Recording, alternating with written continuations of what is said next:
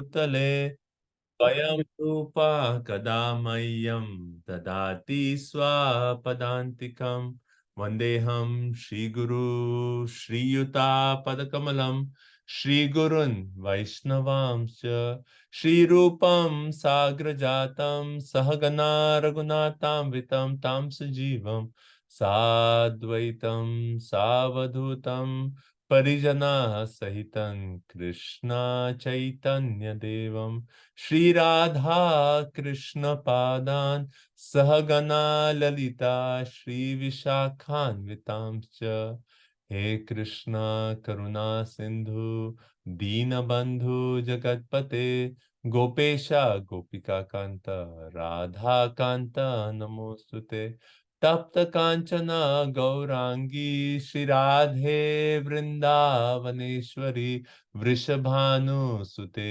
देवी प्रणमामि हरिप्रिये वञ्चाकल्पतरुभ्यस्य कृपा सिन्धुभ्य एव च पतितानां पावनेभ्यो वैष्णवेभ्यो नमो नमः। जय श्री कृष्ण चैतन्य प्रभु नित्यानंद श्री अद्वैत गदाधर श्रीवास आदि श्री गौर भक्त वृंद हरे कृष्णा कृष्णा कृष्णा हरे हरे हरे राम राम राम हरे हरे नमा ओम विष्णुपादाय कृष्ण पृष्ठाय भूतले श्रीमते भक्ति वेदांत स्वामी निति नामिने नमस्ते सारस्वते देवे गौरवाणी प्रचारिणे निर्विशेष शून्यवादी पाश्चात्य देशतारिणे श्रील प्रभुपाद की जय। ग्रंथराज श्रीमद् भागवतम की जय। ओम नमो भगवते वासुदेवाय। ओम नमो भगवते वासुदेवाय। ओम नमो भगवते वासुदेवाय। नारायण नमस्कृत्यं नरं चैव नरोत्तमं देवीं सरस्वतीं व्यासं ततो जयमुदीरयेत्। नष्टप्रायेषु अभद्रेषु नित्यं भागवत सेवया भगवती उत्तम श्लोके भक्तिर्भगवती नैष्टिकी। सर्वशास्त्रादि पीयूष सर्ववैदिक सत्फला सर्व सिद्धांत रत्नाध्य सर्वलोकैक दृक्प्रद सर्वभागवत प्राण श्रीमद्भागवतो प्रभु कलिद्वंतोतिदादित्य श्री कृष्ण परिवर्तिता परमानंद पाथाय प्रेम वर्ष अक्षराय ते सर्वद सर्वसेवाय श्री कृष्णाय नमोस्तुते मद एक बंधु मद संगिन मद गुरु मन महादन मन निस्तारक मन भाग्य मद आनंद नमोस्तुते असाधु साधुता दायिन अति नीचोत ताकरा हा ना मुंचा कदाचिन माम प्रेम न रित कंथयो स्पुरः। श्रीमद् भागवतम की जय। O Srimad Bhagavatam, O bestower of saintliness to the unsaintly, O uplifter of the most fallen, please never leave me. Accompanied by pure love of Krishna, please manifest yourself in my heart and in my throat. Jai Srimad Bhagavatam ki jai. So thank you all so much for joining. Nice to see all of you back here. Hare Krishna. Okay, so let's continue. So we are in the third canto. We are in chapter number 4 of the third canto, and the chapter is titled Vidura Approaches Maitreya Rishi. Okay. Does anyone remember anything from our previous session? I know it's been a few weeks, but anything related to even like the story we are following, or what is the sequence starting from the third canto? Would anyone like to mention a few points before we get started?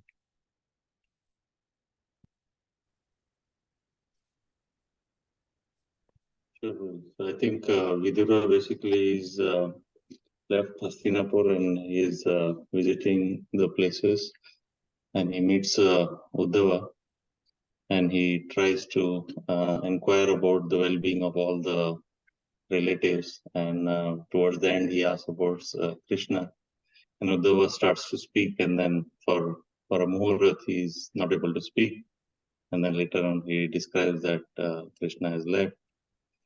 And then he starts to describe the glories of Krishna in Vrindavan and how he killed all the demons and other pastimes in Vrindavan.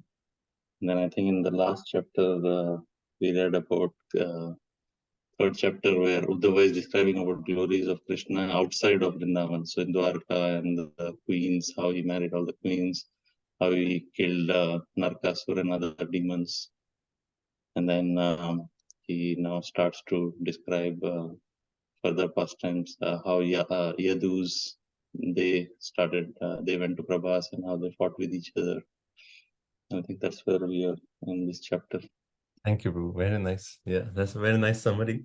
So we have been seeing, like, in the end of second canto, after Parikshit Maharaj has asked a list of questions. He said, okay, we'll answer that, but first I want to hear about Vidura and Maitreya's conversation. And that leads to third canto. In third canto, Prabhu has nicely explained the flow, how we read about how Vidura, under what circumstance, what he actually, he left the palace. And we read that it's important that the third canto starts with this, because how a situation which one may consider is like such a horrible situation, that Vidura, who is such a loyal minister, advisor to Dhritarashtra, under a circumstance, he was actually insulted by Duryodhana.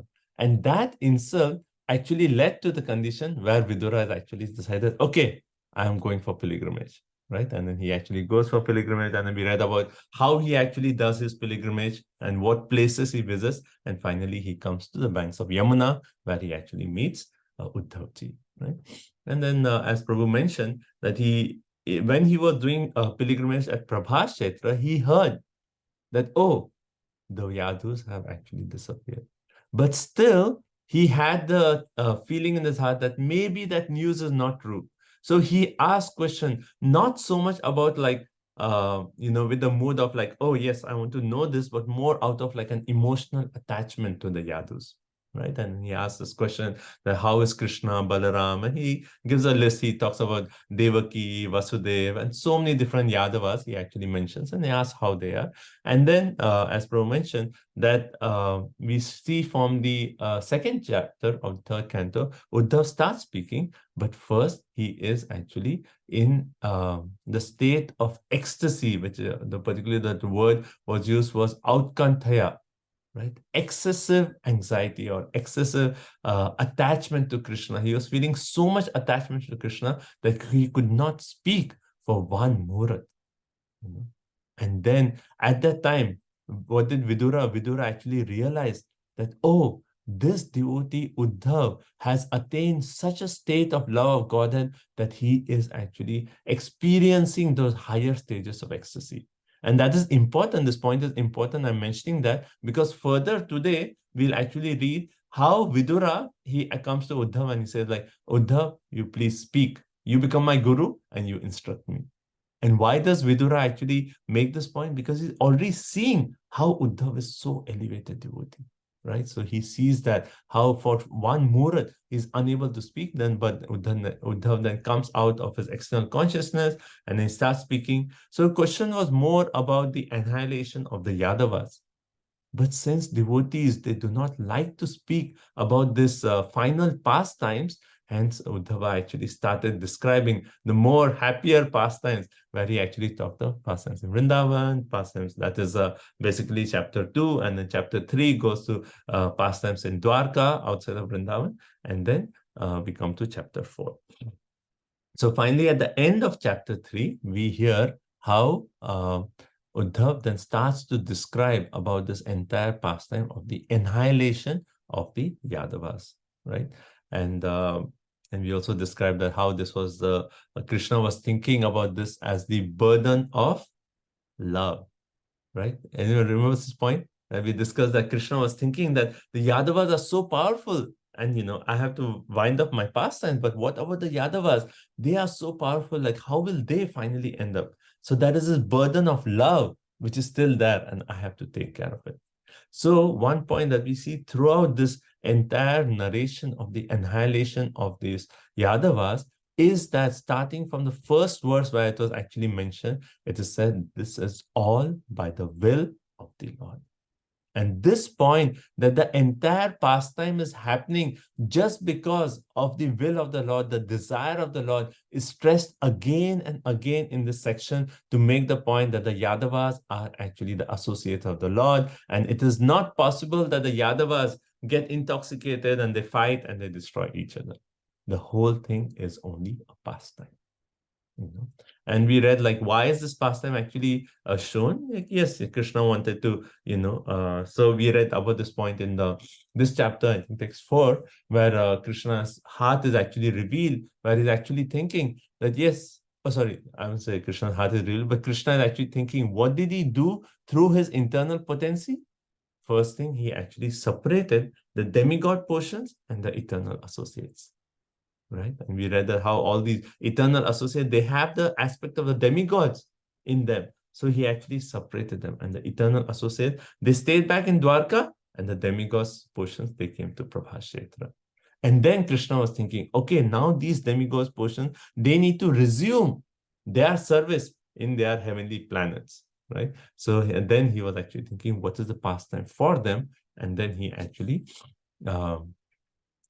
this entire pastime where they actually came to Prabhashetra. And in Prabhashetra also, like particularly in the last chapter, we see how they actually, it is shown how they were so highly cultured, these personalities, just to make the point that it's not possible that they whimsically drank and they actually fought. Right? So highly cultured. So last few verses of the previous chapter, they actually says that how they offered offered respects to the forefathers, to demigods, to the sages, how they gave charity to all these brahmanas, and how they offered delicious prasadam to these brahmanas. And then in this chapter, it starts off by saying, with the Lord's permission, that anugyata, right? Again, making the point that everything is just by the will of the Lord. Right? With taking permission from these brahmanas, they actually accepted the prasad, but with that, they also accepted the liquor, and because of that, they became intoxicated, and then they actually fought amongst themselves. And the example is given is just like in the forest.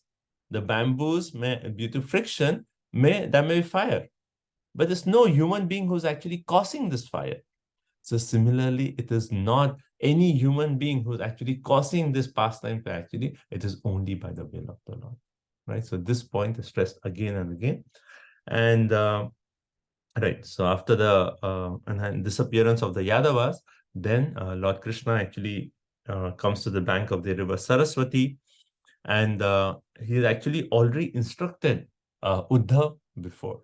Right? So before this entire episode, he's already given instructions to Uddhav. And what is those instructions? That is the Uddhav Gita, which is one of the most philosophical section and the longest section of the entire Srimad Bhagavatam. The longest section. So if you see 11th canto, in the starting, you have this conversation of Navyogendras. But after that, immediately it goes to Uddhav Gita, and the entire canto is actually all about Uddhav Gita. So longest philosophical section of the Uddhav Gita. And today we'll discuss that how Krishna actually, he gave instructions to Arjun, but he actually elaborated on the instructions. He gave instructions what he had not spoken in Bhagavad Gita in actually Uddhav Gita. So he gave those instructions, and then Krishna actually comes to the banks of the river Saraswati, and he, after giving these instructions, he tells Uddhav that you actually go to Badrikashram and you actually speak this knowledge to the sages of Badrikashram and to Nar Narayan Rishi. Right? You speak to them about this entire philosophy, the knowledge about bhakti, gyan, vairagya, and about the Lord's pastimes. These 4 points we actually said. And when you see Uddhav Gita, you'll see all these 4 points are there. Bhakti is there, gyan, vairagya, and then what Krishna's pastimes. And pastimes here particularly about explanation of a disappearance of the Yadavas. Right? So that was Krishna's instruction to Uddhav. But did Uddhav follow this instruction?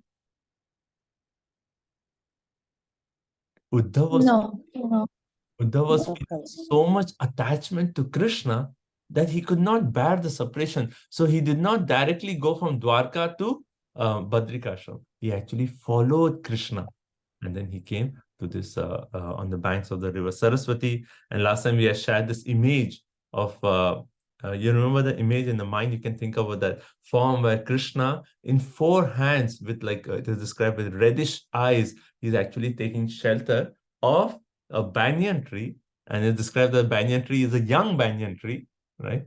And the banyan tree was at the back of Krishna, and Uddhav, he actually comes and he actually recognizes, oh, this is the Supreme Lord sitting right here, right?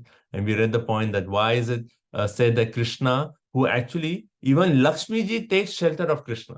Actually, everything and everyone takes shelter of Krishna, but Krishna is actually taking shelter of a banyan tree. So the point is actually explain that the young banyan tree actually represents our universe, because our universe is actually one of the smaller universes compared to the other universes. So that way, the duration is less compared to other universes, right?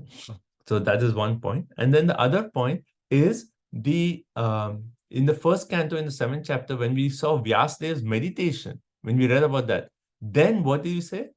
Maya was actually at the backside of Krishna. So similarly here, Krishna is actually representing how the Maya or the material energy, the Mahat Tattva, is always at the back of Krishna. And those who are taking shelter of the Mahat Tattva, they cannot see Krishna because they are Mahat Tattva. So the banyan tree is behind, right? So those who are behind, who are taking shelter of Mahat Tattva, they cannot see Krishna, right? So that's the point. So Krishna is actually Naham Prakasha Sarvasya. He does not reveal himself to those who actually are under the shelter of Maya. Only when we actually come under the shelter of Daivi Shakti, right? Devi Esha Gunavai Mama Maya Duratya. When you actually come take shelter of the internal energy of the Lord, then Krishna actually reveals himself. So that entire point, all these deep philosophical points, is all represented with that one image of how Krishna is taking shelter of that banyan tree, right? And then we read about the beautiful form of Krishna is also described. It said that how he had a glowing dark complexion, he was full of bliss and knowledge, peaceful reddish eyes, right? Prashanta Taruna Lochanam, right? And he recognized that this is my Supreme Lord. Right? And then it's described that Maitreya Rishi was actually so another point is described that how Maitreya Rishi, he actually comes to this place where the where Uddhav is actually seeing Krishna, right? Maitreya Rishi actually comes. And it's interesting to the point is actually made that Maitreya Rishi is we read about the point that how he is a disciple of Parasar Muni, right? And so Vyasadeva and Maitreya Rishi were actually close friends. They used to have philosophical discussions together. So Vyasadeva, son of Parasar Muni, and Maitreya Rishi, a disciple of Parasar Muni. So, so they used to have philosophical discussions. They're very close. So Maitreya Rishi is described as a great devotee of the Lord, right? A great devotee of the Lord, but Prabhupada is actually elaborating. A great devotee, but yet not a pure devotee of the Lord. So Uddhav is a pure devotee of the Lord, and we have already seen that how he's actually experiencing these deep state of ecstasy when he was going to speak about Krishna, when he was thinking about Krishna. So the comparison is given between the devotion of Maitreya Rishi and the devotion of Uddhav. So Maitreya Rishi, though he is a great devotee, he is a Jnani Bhakta, right? And pure devotional service, what does it say? Anya Bilasa Sunyam, Jnana Karma Anavritam, which is free from the coverings of Jnana.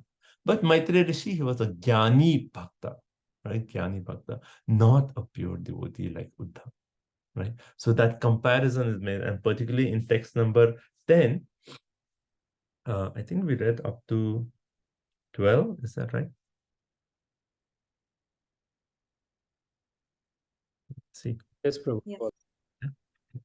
So in text number 10, if you look, so now you can look at the Bhagavatam.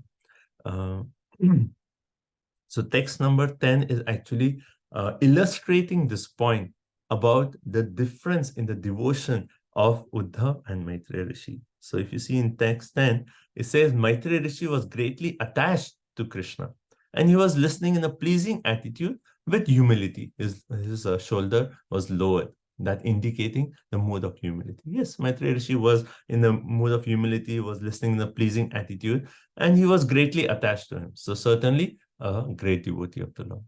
But then with a smile and a particular glance upon me.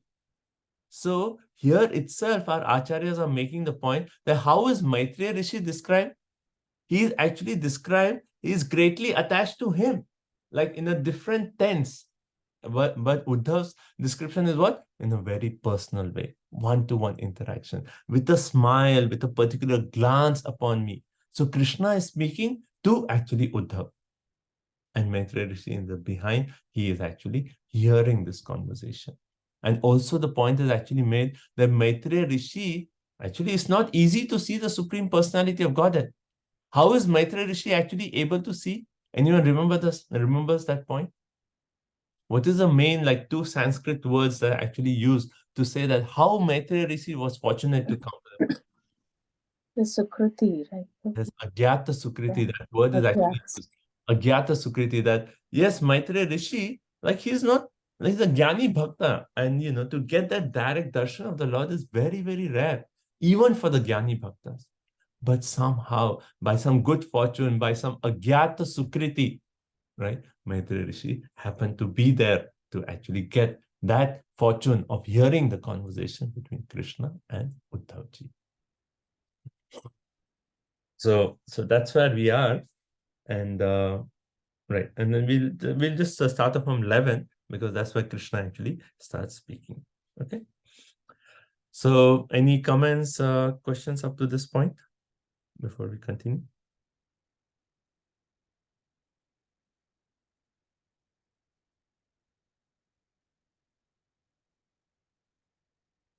Prabhu, I really liked the point of verse 4, which is Krishna says about Prapanati Harena, the verse you explained very beautifully, where you explained that how he was kind to Uddhavaji, and also the sages of Padrikashram. The fourth verse, it's so beautiful. This word has been resonating in my mind all throughout. So this is so beautiful. Seriously, thank you, Prabhu. Thank you, Mataji. Prapanarthi Harena, right? And particularly that text 4 comes just after description of the disappearance of the Yadavas. Because one may think that how can Krishna be like, make the disappearance to happen in such a way where they are fighting, his own associates are fighting. And immediately it said, no, Krishna is always the shelter of the surrendered souls. Right? So the whole thing is a Leela, it cannot be anything otherwise. And then he talks about like Prapanarthi Harena, he vanquishes the distress of the surrendered soul. So Uddhava was feeling so much separation that Krishna actually removed his distress by speaking Uddhav Gita, and then now with this entire second conversation, which is actually right here at the banks of the Saraswati. Thank you. Anything else before we start? Hare Krishna, Prabhuji. Prabhuji, like Agnata Sukriti is like past good deeds, Prabhu, or is that how we can understand? Agyata Sukriti is actually you get devotional credits in not consciously doing an activity, you're getting some devotional credits. What does that mean? Like, let's say someone is not a devotee, and he comes, he's traveling somewhere, but by chance he sees a devotee and he does something good for a devotee. Like he opens the door and holds it and a devotee walks through. Like, in one way, he doesn't know that this person is a devotee, but still he's got some devotional credit for it. Like imagine Srila Prabhupada traveling all over, right? And then people, may have helped Srila Prabhupada and lifted his bag or done some seva, but doing seva for a pure devotee, but not knowing what they're doing, they still got some credit. So that way, Agyata Sukriti is actually described. And I said that, after the Agyata Sukriti culminates to a certain extent, then a person is ready to take up the path of bhakti. Yeah, Prabhuji, just I heard from lecture like one person opened the door to Srila Prabhupada to use the toilet, and he became a devotee, Prabhuji. Somewhere I heard. Yeah, Thank you. There is this whole story, and we don't have time to say about how there was this air hostess who actually, somehow came and took the remnants of Srila Prabhupada Prasad. She didn't even know it was, Srila Prabhupada. She just grabbed the puff rice was there and used to put it in her mouth. Sukriti Prabhu, Shrutakirti Prabhu tells this entire story. And later on, like devotees found, just door to door, they were knocking and they saw her. And she's a full devotee of Krishna with photos of Krishna and everything. And it all started with that Agyata Sukriti. Okay, so let's continue. Text number 11. Okay, so let's go ahead. We'll do a Sanskrit and English. Correct. Shri Bhagavan Vacha Veda Hamantar Manasipsitam Te Dadami Yat Tad Duravapamanyai Sastre Pura Vishvasrijam Vasunam Matsidhikamena Vaso Tvayishtaha. Hare Krishna. Translation. O Vasu, I know from within your mind what you decide in the days of yore, when the Vasus and the other demigods responsible for expanding the universal affairs performed sacrifices. You particularly desired to achieve my association. This is very difficult for others to obtain, but I award it unto you. Hare Krishna.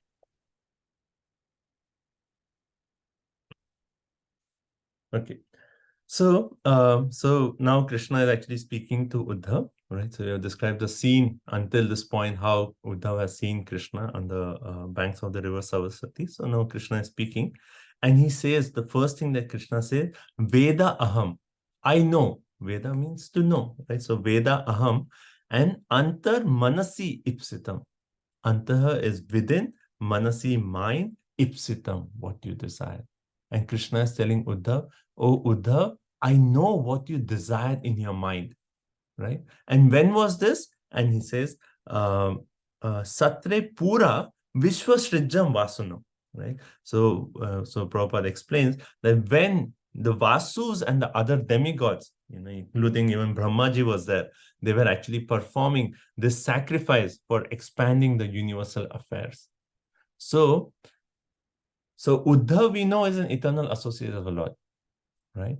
But as a plenary expansion of Uddhav is actually a Vasu, one of the 8 Vasus. So here, Krishna is actually saying more from the point of this Vasu doing his sadhana bhakti, not from the point of Uddhav as an eternal associate of the Lord.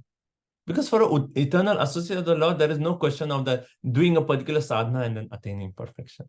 But here he's actually speaking more to this aspect of Uddhav's plenary expansion as this Vasu, and he's saying that while you were a Vasu, then there was this big sacrifice.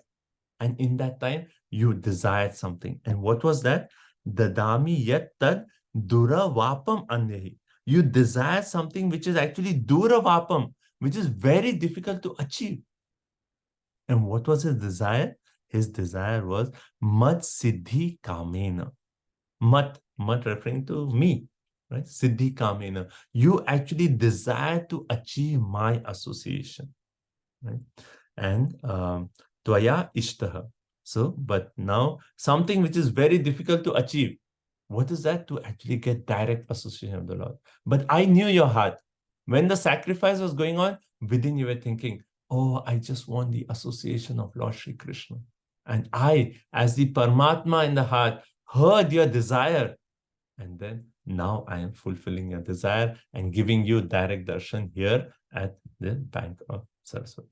So if you actually consider that point that we said before, that the eternal associates of the Lord, they were in Dwarka, and the expansion or the demigod expansions, they came to Prabhashetra. So now Krishna is speaking to who?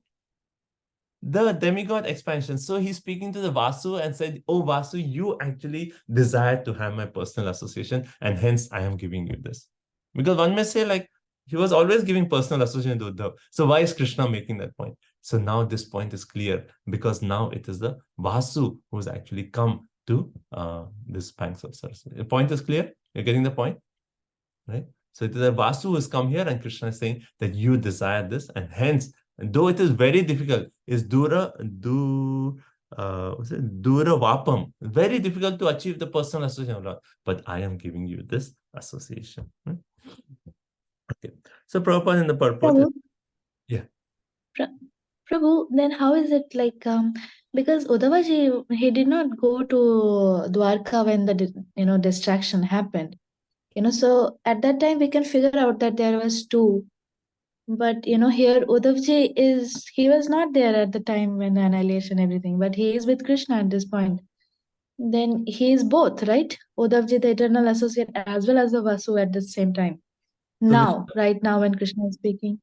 Right. So Vishwanath Chakravarti Thakur is actually making the point that he's actually making this point, the eternal Uddhav, one way he actually entered into the Aprakat Leela. And it was this Vasu expansion who actually came here. So what is your question, objection to this point? I'm not very clear on that. I mean, how the other associates of the Lord, they were fighting at Pravas Kshetra, but before going to Pravas, as we know, right, the eternal associates disappear. But does that happen to Uddhavji also at the time? Like all the eternal associates just disappeared and everybody went to Prabhas in their like expansion forms? Will that be correct to understand? Because like as we can see, the distraction happened to the of course we did not see the eternal associates evaporate, like disappearing, right? The eternal But we associates, saw the eternal associates, they are still in Dwarka, but they go into Aprakat Leela, right? yes. And then the expansions, they actually are sent to Prabhas Kshetra. Go to Prabhas. Yeah. So that point is clear. So similarly, the point is made that Uddhav himself, as an eternal associate, he is gone into Aprakat Leela, but his expansion has come here to the banks of the river Saraswati. So I'm not able to understand your objection to this point. So I'm trying to understand, Prabhu, that like when the fighting happened and all that, Uddhavji was not present there, right? Not that, yeah. So then how do we understand? So Krishna gave the instruction to Uddhavji to go to Badrikashram, right? So that instruction is given to Uddhavji or Uddhav/Vasu? One way both, because that was in Dwarka. So at that time, they were still one, together, They're not like kind of something. As soon as before leaving Dwarka, Uddhavaji, the eternal associate of the Lord, is gone. And this Vasu part has come to Pravash, talking to Krishna. But then from here, when he goes to Badrikashram again to give association, the eternal associate Uddhava is already gone. So, we read that how Lord wanted to give his direct association to, to the sages of Badrikashram. Sure. Yeah. So, so particularly the point is made that Prabhupada explains that this Vasu also, we are saying, is a plenary portion of Uddhav himself. So one way it is, yes, Uddhav's own plenary expansion is actually going to Badrikashram to actually give association to the sages of Badrikashram. So one way it's not different. I mean, this aspect about the demigod expansion and the eternal associate, it's very, what's the right word to say? It's not that, okay, the separate, get together, like it's straight line. It's not linear. Yeah, it's not like, directly very easily conceivable, But the point that Vishwanath Chakravarti Thakur is making to this verse in the purport, in his explanation, you can read, and he's making the point that the eternal Uddhav stayed in Dwarka, but the Vasu has actually come to the banks of Saraswati. Otherwise, why would Krishna actually say that I fulfilled your desire in the heart? Your desire. That means that he's saying that you did some kind of sadhana, and I'm fulfilling the result of your sadhana. Otherwise, he wouldn't have said the point. Say, you're my eternal associate. Where is the question of a sadhana for a Nitya Siddha devotee? Sure. So that's all. Okay. Okay. Yeah. So, and then, so Prabhupada here is actually making the point. Yeah. So Prabhupada is actually making the point that the Lord is situated in the heart of every living entity as Paramatma, and hence he knows the desire of every living entity, right? And hence he actually knew the desire of Vasu. And I was thinking, practically for us, when we are doing sadhana, what is the desire in the core of our heart? Because Paramatma is there. He's seeing our desire, but what desire are we having when we are actually doing our sadhana? Think about this point. Like, what is our desire? We're saying, okay, like, yes, I want to progress in my spiritual life. I want to purify the anarthas in my heart. But finally, what is the desire that we have in our core of our heart? So recently, I've been hearing one of the lectures of Srila Prabhupada on Bhagavatam, first canto, second chapter. And Prabhupada makes the point how the human form of life is actually meant to see Krishna face to face. One should have that eagerness to see Krishna, and that is a qualification to see Krishna. So Prabhupada is kind of giving what is the desire we have while we are doing our sadhana. Right? So think about this point. What is, I'm chanting my rounds every day, I'm doing sadhana bhakti, I'm doing seva, but underneath, what is the deepest desire I have? Because Krishna is seeing that desire. Is that desire still to actually gain some name, fame, some prestige, even among the devotee circle? Or is that desire, only for purification? Right? We may have desire. Krishna, please take out the anarthas in my heart. Is that the deepest desire? But that's only anartha nivriti. What about the artha praviti? What about the positive? Right?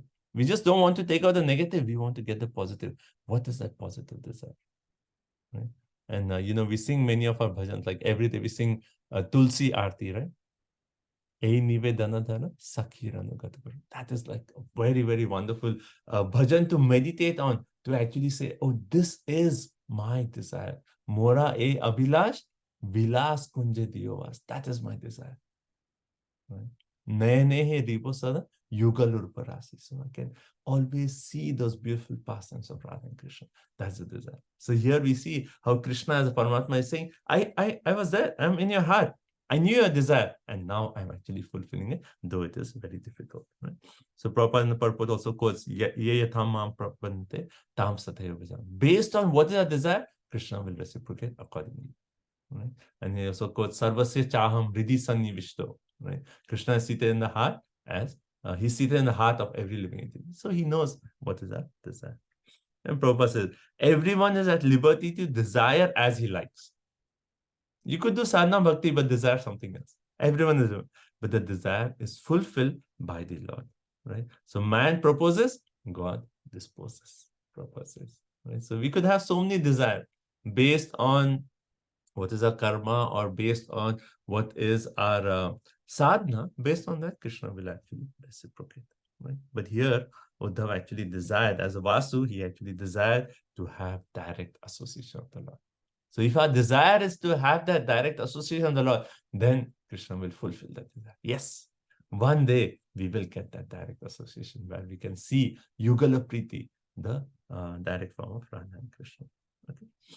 Okay, so now let's go to the next verse, text 12. Sa esha sadho charamo bhavanam asaditaste madanugraho yat yanmam nilokan raha utsrijantam dishtya dadrishvan vishadanuvritya. O honest one, your present life is the last and the supermost, because in this term of life you have been awarded my ultimate favor. Now you can go to my transcendental abode, Vaikuntha, by leaving this universe of conditioned living entities. Your visit to me in this lonely place, because of your pure and unflinching devotional service, is a great boon for you. Hare Krishna. So if we actually have that desire in our core of our heart, one day we'll have darshan of Krishna, and Krishna will tell us this. What do you say? He's saying, Sa esha sadhu. Oh, honest one, you have actually desired rightly. What is that? You have desired to have a personal association. And then charama, this is the ultimate bhavanam of all your incarnations. So basically he's saying that mad anugraha, by my mercy, this is going to be your last birth here. and you will attain the ultimate favor. So next life, you will actually go back to the Vaikuntha planets, right? You will actually attain the spiritual planets. And then here it says, Nilokam Raha Utsrajantam. And that's why you're so fortunate that you are actually having my personal darshan when I am Nriloka. I am actually quitting this material, all the pastimes in this material world. So Nriloka refers to planets of the conditioned soul. So basically this earthly planets, and you are actually directly seeing me. Right? So he's actually saying, this is your last life, and next life, you are actually going back to the spiritual world. So by my mercy, you have attained this perfection, and hence now I am giving you my darshan just before finishing my pastimes in this Nriloka. So that is this verse here. So Mad Anugraha, that's actually, so in our spiritual life, anything we actually attain is actually Mad Anugraha. It's only by the mercy of the Lord. Like, throughout Bhagavatam, Bhagavad Gita, we see again and again, it's not by your philosophical understanding, not by your study of so many Shastras, not even by your sadhana that you can actually see Krishna. The only way we can have darshan of Krishna and attain perfection is when you get Mad Anugraha, when we actually receive the mercy of the Lord. So the only question that we should have, that how can I live my life in such a way? How can I act in such a way that I can actually draw the mercy of the Lord, that I can attract the mercy of the Lord, right? And that should be our meditation always. Like, what I'm doing this, but am I really doing this in the mood where I can attract the Lord's mercy? Right? And what attracts Krishna? What attracts Krishna? Is devotees. His Devotees. Devotees. Devotees, okay. And what attracts Krishna?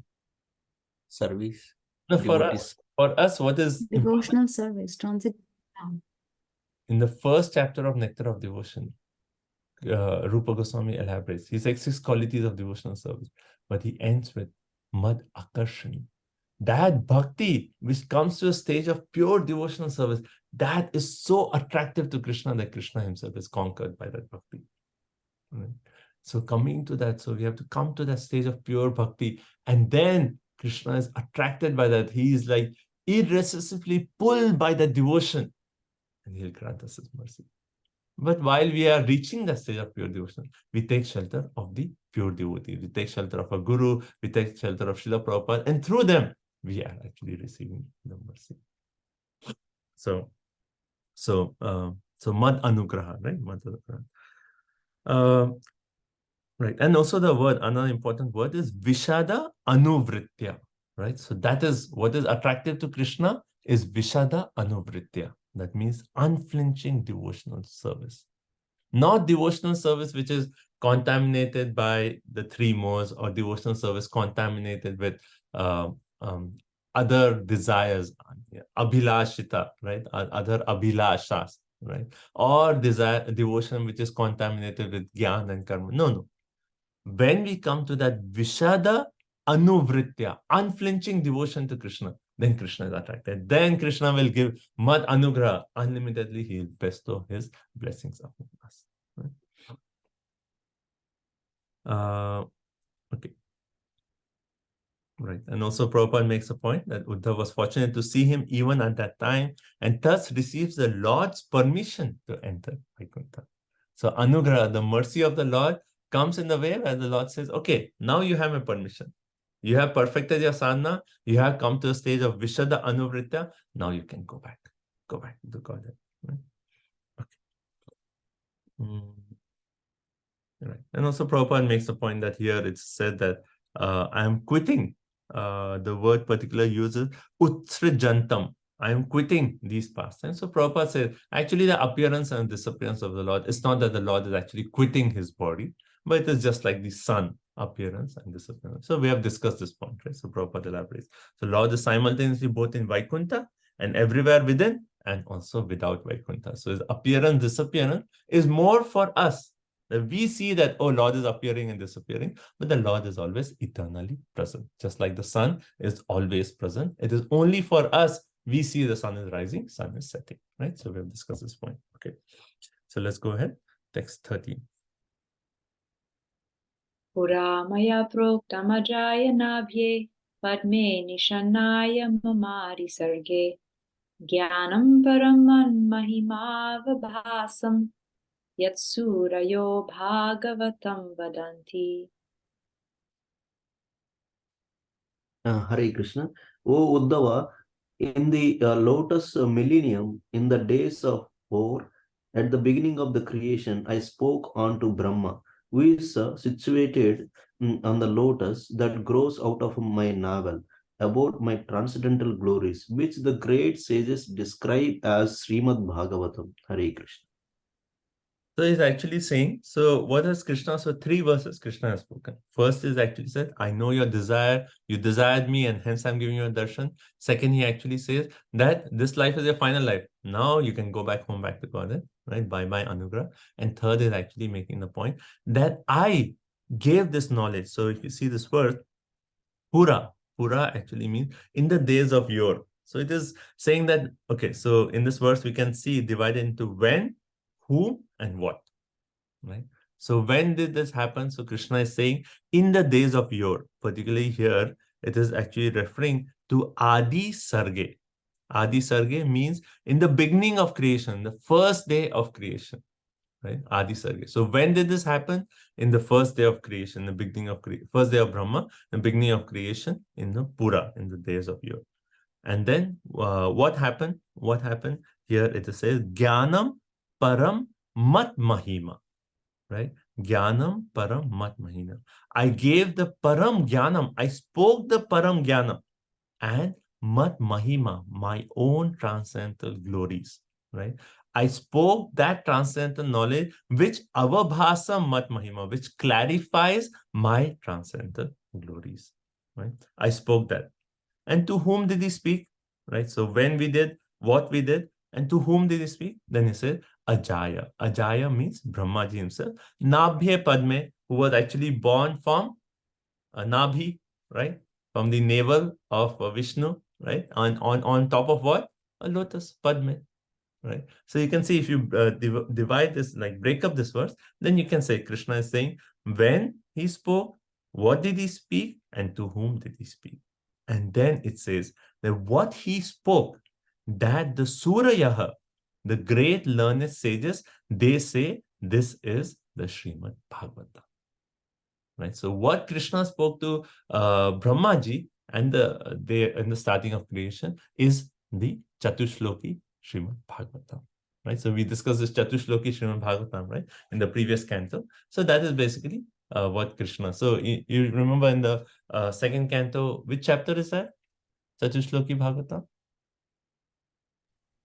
9th. 9th. It's 2:9, right? 2:9:33. So in that, we see that how Krishna actually gives this knowledge to Brahma at the starting of creation. So this knowledge that he gave is actually that. So Krishna is saying, I gave this knowledge to Brahmaji. I spoke the Chatushloki Bhagavatam to Brahmaji. Right?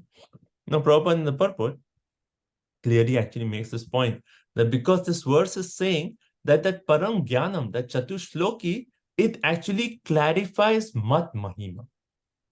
Mat means what? Me, right? So what is the verse in Bhagavad Gita where we see Mat? It comes again and again 6 times in one verse. Matstani, Sarvabhutani, all that. Man Everything. mana bhagavata. Man Mana Nam Bhava Bhava Mat Bhakto Mad Yaji Mam Namaskuru. 6 times Krishna is saying Mat, right? He's saying, become my devotee, worship me, offer your obeisances to me. In that you will come to me, right? Mat, right? Again, me. So Krishna is there. And he's actually on the chariot and he's telling Arjun, become my devotee, here. I'm standing here, become my devotee. And even in the Chatushloki, what does it start off with? Aham evasam evagre. And what does our Acharya say? Krishna is taking his index finger and pointing and saying, Aham, I here. See, this person here, right? Personality. Right? So Prabhupada is actually saying that this verse clearly defeats the impersonal explanation of the Chatushloki. Krishna is saying the Chatushloki, it clarifies my glories. My glories, I'm standing here, not that of Brahman, not that of Paramatma. My glories are actually elaborated. So Prabhupada is saying that Sridhar Swami particularly elaborates on this point to prove that how the Chatushloki Bhagavatam is actually elaborating the pastimes of the Supreme Personality of Godhead. Not the Paramatma, not Brahman, it is elaborating Supreme Personality of Godhead, right? The personality, right? Okay. Is this okay? The 3 verses Krishna spoke to Uddhav, right? Okay. Now we'll continue. So now Uddhav will actually respond. So text 14. Ityadritokta paramasya pumsaha pratiksham nanugraha bhajanoham sneho dharoma skalitaksharastam munchan chucha pranjalir abhabhashe.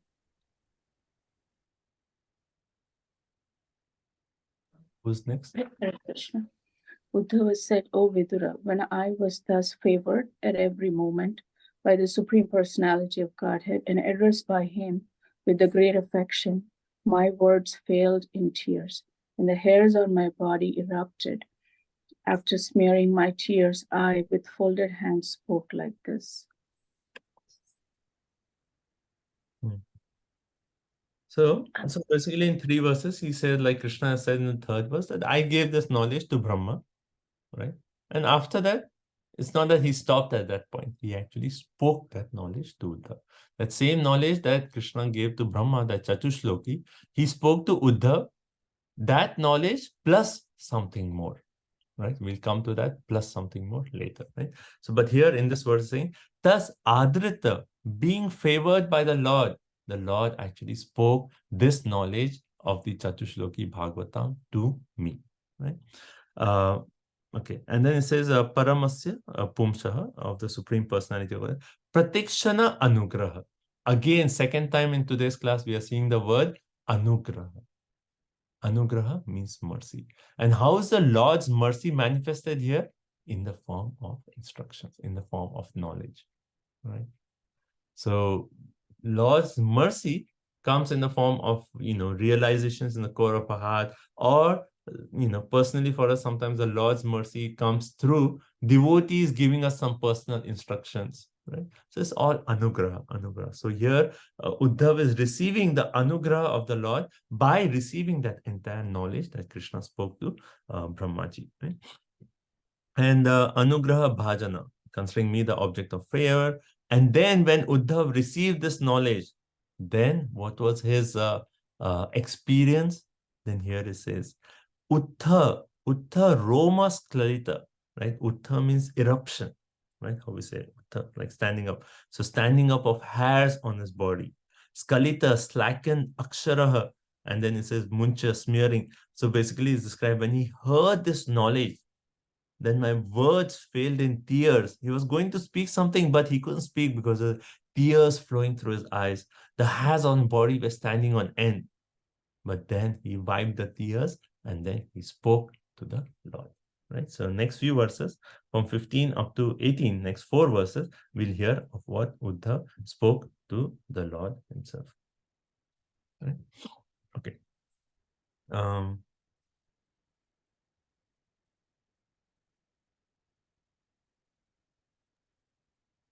Hare Krishna, Prabhuji. Yes. Yeah, Prabhuji, here it says that great sages describe as Srimad Bhagavatam, but Bhagavatam means we thought pastimes of devotees, like how they prayed to Krishna, right? But this Krishna spoke to Uddhava and that became Bhagavatam. I think I got it. Chatushloki.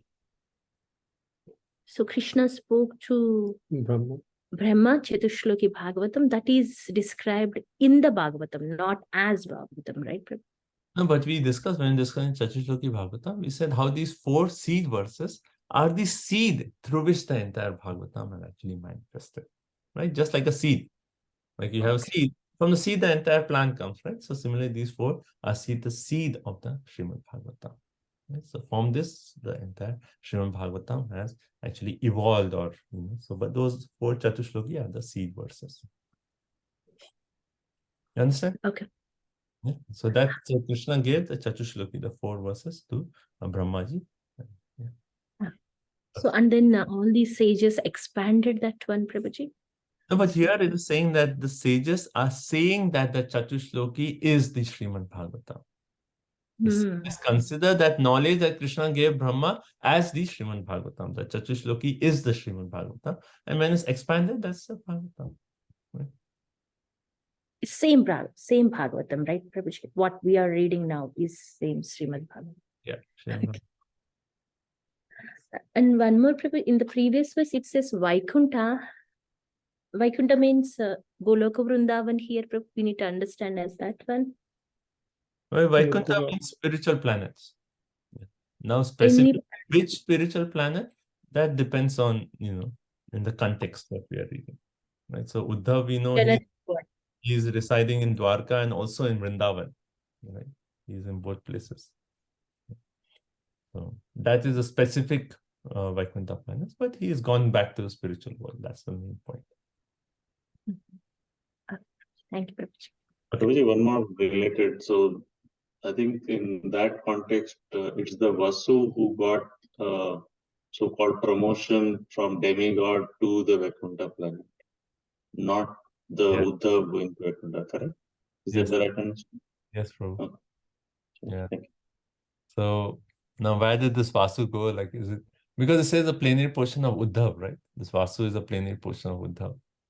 So when he goes back, does he actually again become Uddhav? Like, so that's those big details. He went to the spiritual world, but that's a good point. But here we can see the entire conversation here is actually particularly to the Vasu. Otherwise, he wouldn't have said this is your last life here and then you'll go back to the spiritual world. Like, why would it say Uddhav?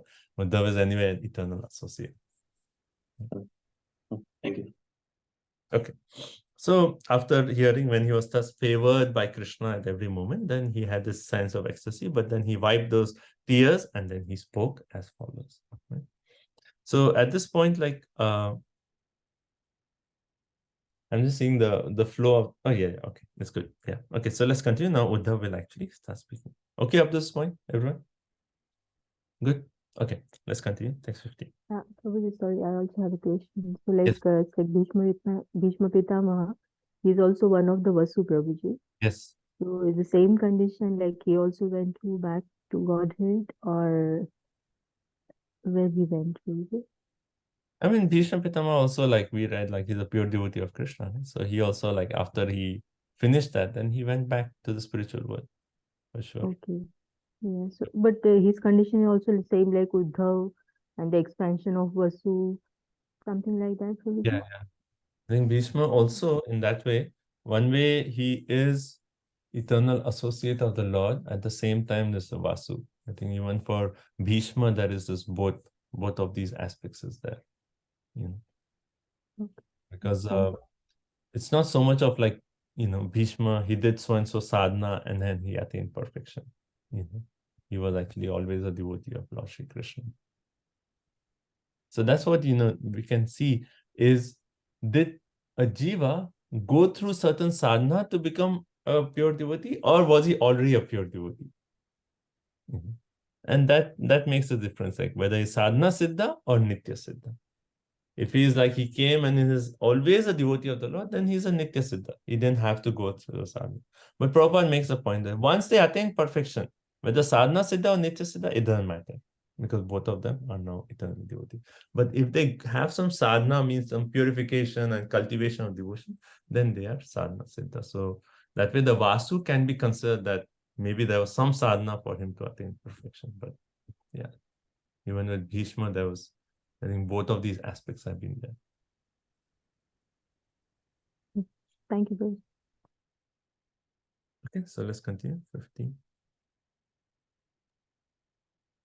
Konvishate pada saroja bhajam sudurlabhorteshu chaturshvapiha Tatapi naham pravinomi bhuman bhavat padamboja nishevanotsukaha.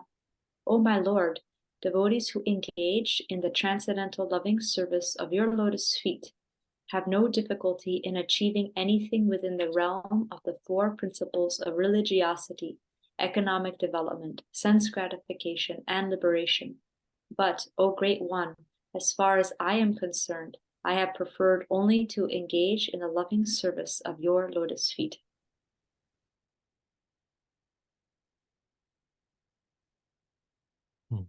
So basically now Uddhav is speaking and he said the Lord actually, what did he say? That you will attain Vaikuntha, right? He made the point that you will attain Vaikuntha. Now Uddhav is actually making the point that even more important than Vaikuntha is what? The mood of actually rendering service to the Lord. Mhm. So we see this in different prayers throughout Srimad Bhagavatam, that more than attaining the spiritual world, what is the desire of a devotee? To actually always be engaged in the service of, here particularly the word is very nice, it says, Pada Saroja Bhajam. Pada Saroja means the lotus feet, those who are actually engaged in service to the lotus feet of the Lord. So engaging in service of the lotus feet of the Lord, that is perfection. So Uddhav is actually making the point, yes, you're saying that I'll attain the spiritual world, but actually for me, just to be engaged in the service of your lotus feet, that is actually perfection for me. All I want to do is always want to serve your lotus feet.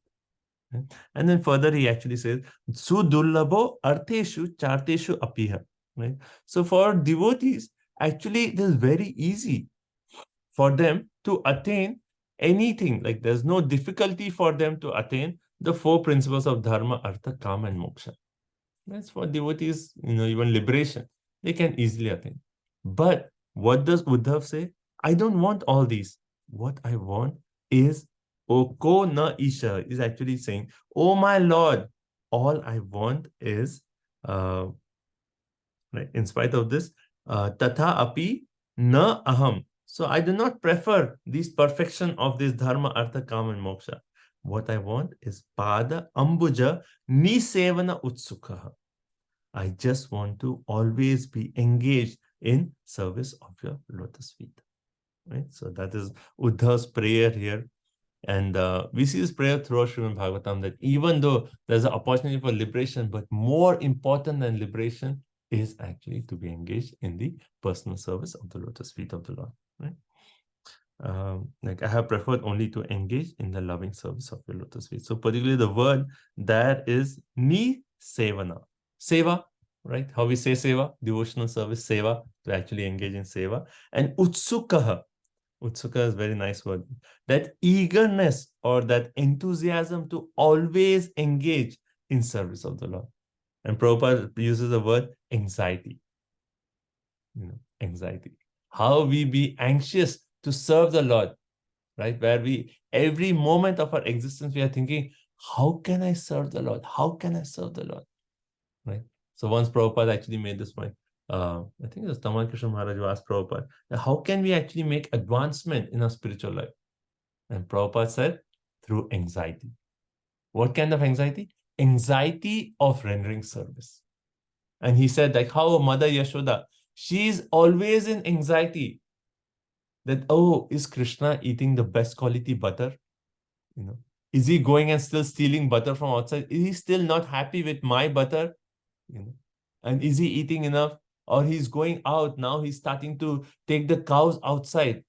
And then in Vrindavan, if he's going to walk barefoot, then what if some pebble even touches the feet of Krishna? And she's always in anxiety. How can actually I give pleasure to Krishna?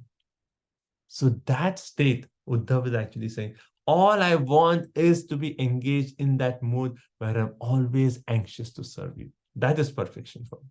Always. If you have that state, that is perfection. Then going to Vaikuntha, that is, secondary, a side effect.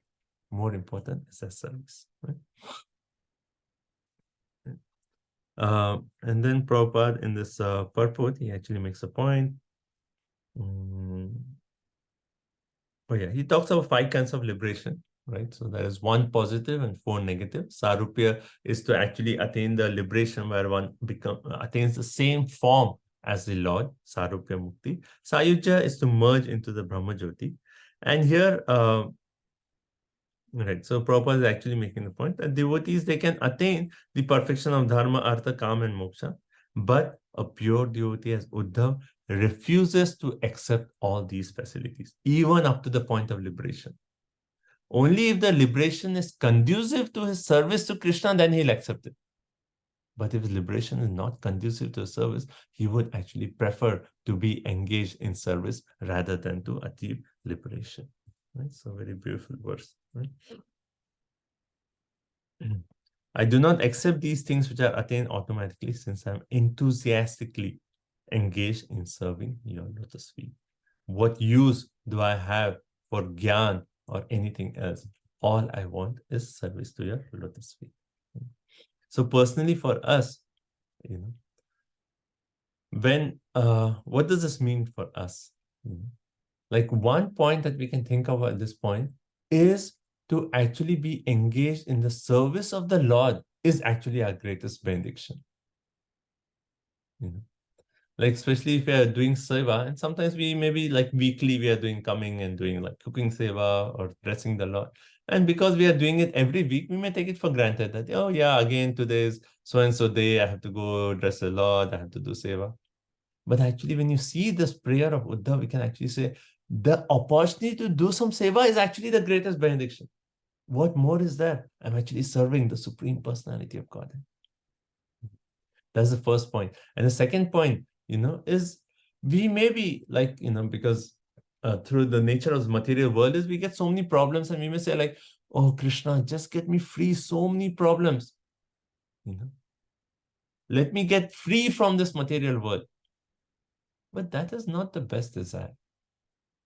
Because that is like liberation. Oh, I want so many problems. I have this headache, Adibhotik, Adidevik, this problem, that problem. It keeps coming. Krishna, get me free. But that's not the highest desire. And then we have to be honest with ourselves, but we have to see that the highest blessing is, Krishna, I always want to serve you. Just that is the benediction I ask for. Always be engaged in your service with enthusiasm, with that anxiety. I just want to serve you. Right? Text 16. Anything up to this point? Everyone's okay? Yeah, okay. So let's do 16. Sorry, 16. Karmanyanihasya bhavo bhavasyate durgashrayo vayat pulayanam kalatmano yat pramadayutashamaha Svatman rate kid yati dhir vidam iha. My Lord, even the learned sages become disturbed in their intelligence when they see that your greatness engages in the fruity work, although you are free from all desires, that you take birth, although you are unborn, that you flee out of fear of the enemy and take shelter in the forge, although you are the controller of invincible chant, and that you enjoy householder life surrounded by many women, although you enjoy in yourself.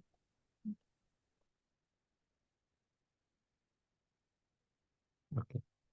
So this verse, text 16 and 17, is pointing out the contradictions in the Lord. Right? So let's see this. So karmani anihasya. Right? So first point, what is the first contradiction in the Lord? Karmani, he performs activities. But anihasya, he has actually no desire. Right? Just today morning in Prabhupada lecture I was hearing, he was actually saying that, we have money and then we want to purchase land. Right? So we have to use that money and to purchase land. But Krishna is a proprietor of all the land. Then why does he have to need money? Why does he need anything? He is a proprietor of everything. Why does he even have to work?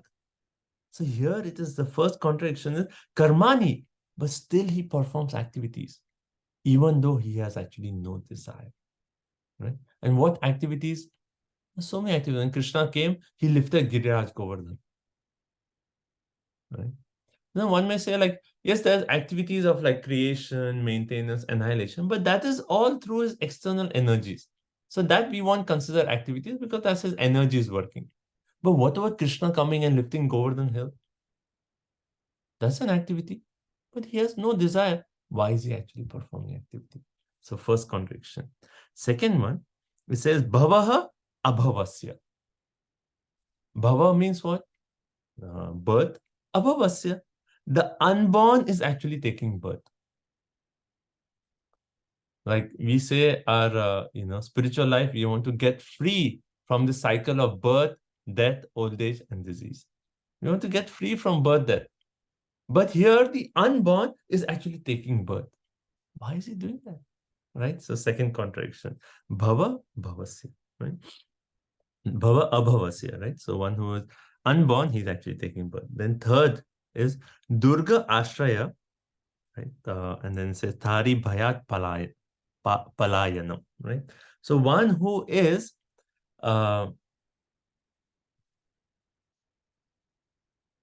one who is Kala Atmana. He is actually the controller of eternal time. Right? So one who can control time itself, right? Who can control time except for Krishna, right? We are all under the influence of time. But one who can control time, he is actually fearful. Ari Bhayat. He is actually fearful of his enemies and he's taking shelter of a fort. And which is this pastime referring to? What is this pastime that's being referred here? Damodar Leela. No. That means like his fear, he showing that. Damodar Leela is certainly there also. We sing in Damodar Ashtakam that he is actually fearful of Mother Yashoda, though he is actually even fear personified is afraid of him. But here particularly it is referring to another Leela. He runs away. Huh? Kalayavana runs from Kalayavana and goes to the. He takes shelter of a fort, particularly here it is said. So here it is actually said about the Kalayana and Jarasan when they attacked Mathura together. Then Krishna was actually, he became Ranchor. Out of fear, he actually ran and took shelter of a fort. But why Krishna should run and take shelter of a fort? He is Kala Atmana. He is the controller of eternal time. So did Krishna not know that both these armies are attacking together? Right? He is the controller of time. He can do anything. But why is he actually taking shelter of a fort out of fear of his enemies? Right? So third contradiction. Fourth contradiction, Pramada Ayuta, right? Ashrama, Swa Atma Ratehe. So basically the fourth contradiction is Pramada Ayuta Ashrama. So in association of women, he actually enjoys household life. And where did we read about this? Dwarka pastimes. Yeah, the queens of Dwarka, right? So the queens of Dwarka. But then it is said, what is the contradiction? Swa Atman Ratehe. He is the one who actually enjoys in his own self. So the person who actually enjoys in his own self, whose internal potency is actually the pleasure potency. Right? His own internal potency is pleasure potency, which is manifested externally as Srimati Radharani. He is, he is Akhila Rasamrita Murti. He is the abode of all pleasure. Right? He actually Swa Atma, he enjoys in his own self. And why is he actually enjoying with women in household life? Right? If you see in our Shastras, we come to a point that we have to get free from this attachment to household life. So-called promise of happiness in household life. At some stage, we have to enter Vanprastha and give up all this. And why is Krishna engaging in this when he is actually Swa Atmaratehi? Right?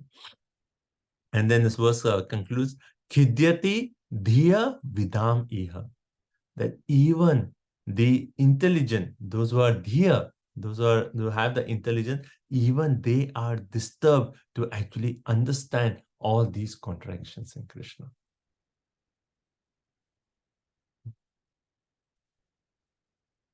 Where have we seen these contradictions before? Ishwar Nishad. Ishopanishad? Okay, yeah, Ishopanishad. Yeah, he is one who is near, far at the same time. All these. Okay. Bhagavatam?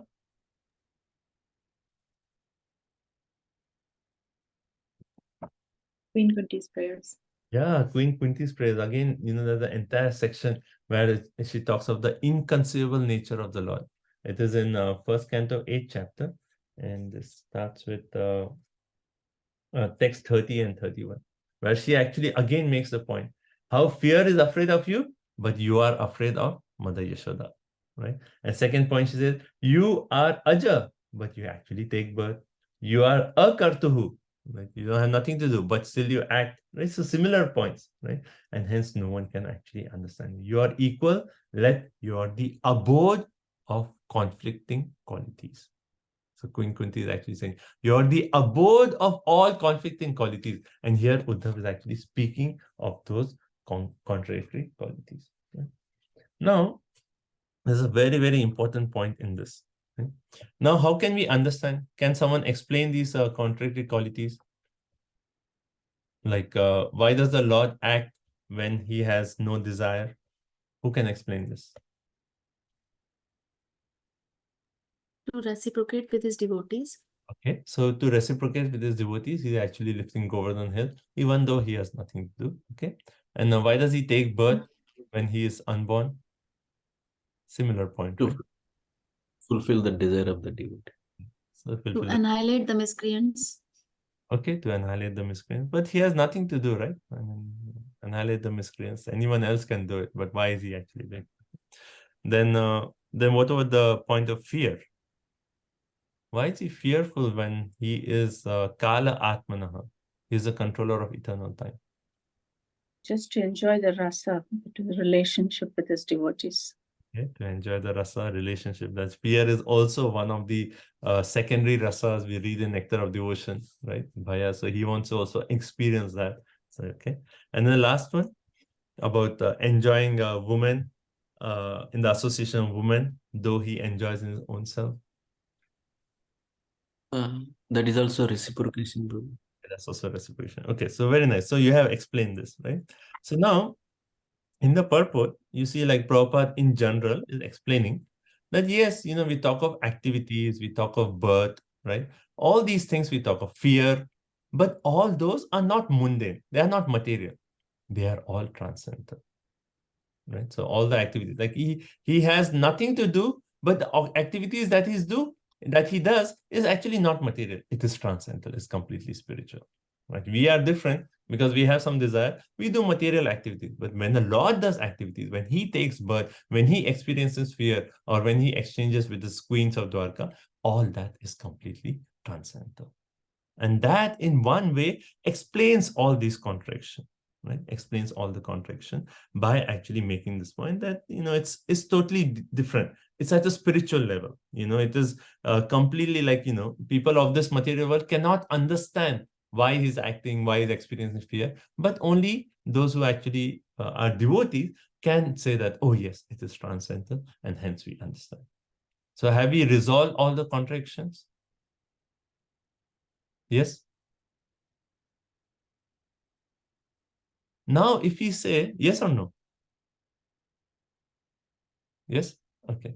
So, if we say yes, we have resolved the contradictions, then why is it that Queen Kunti is actually bringing these contradictions and saying that this is very bewildering to us? To me. That, if we have explained, like, at least for me, I can say I'm just a beginner, and Queen Kunti is such an advanced devotee. So if I can understand, then why can't Queen Kunti understand?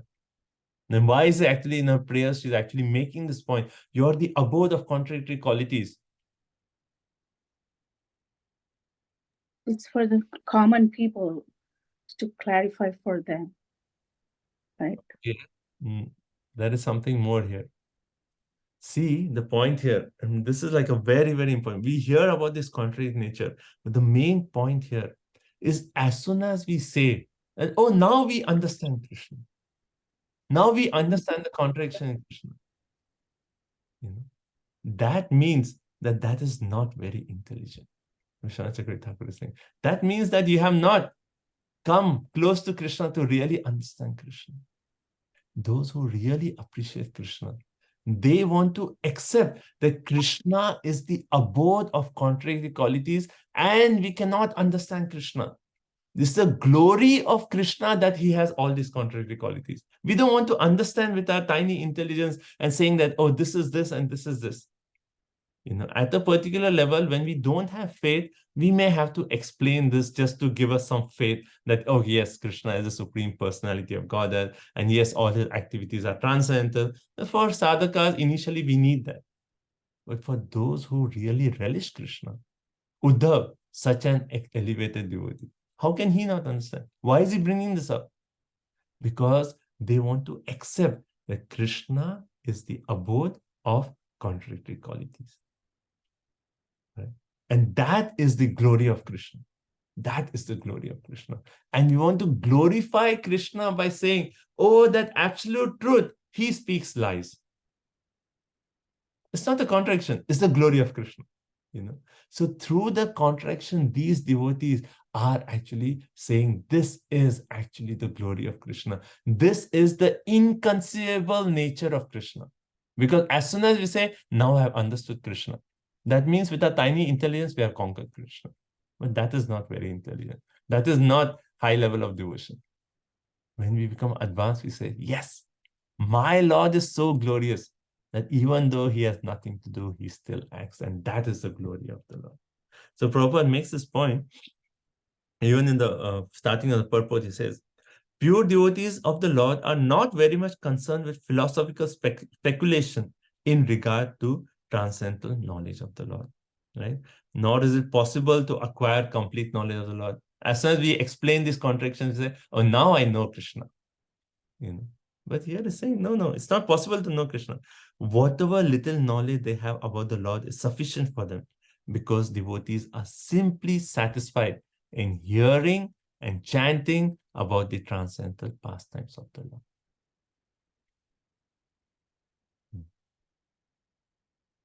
Right? So basically, our thinking should be like, how is it possible? Instead of thinking like, how is it possible the Lord who has no desires to work? We should actually think in this way that, see, my Lord is so glorious that even though he has nothing to do, he's still acting. My Lord is so glorious that even though he's the controller of time, he actually experiences fear. My Lord is so glorious that he does all these contradictions. That is the way of seeing. That's why Queen Kunti, that's why Bhishma Pitama, you see this aspect of contradictions as a glorification of the Lord. And here Uddhavji himself. Right? So Prabhupada further actually makes this point. In the next purport, I'm just going to text 17. And the last part of text 17 purport. All these actions of the Lord appear to be contradictory, although there is no contradiction in the routine activities of the Lord. Therefore, it is better to see them as they are and not attempt to explain them. Not attempt to explain them, As soon as we explain, we say, oh, now I know Krishna. If we actually say, oh, all these contradictions, so glorious, then what is our mood? Then our mood is, Krishna, please reveal yourself to me. Please help me understand your pastimes. So accepting that contradictions and saying that, yes, that's the glory, actually brings out the spirit of devotion, brings out that spirit of surrender, brings out that mood of, Krishna, I do not know you, please reveal yourself to me.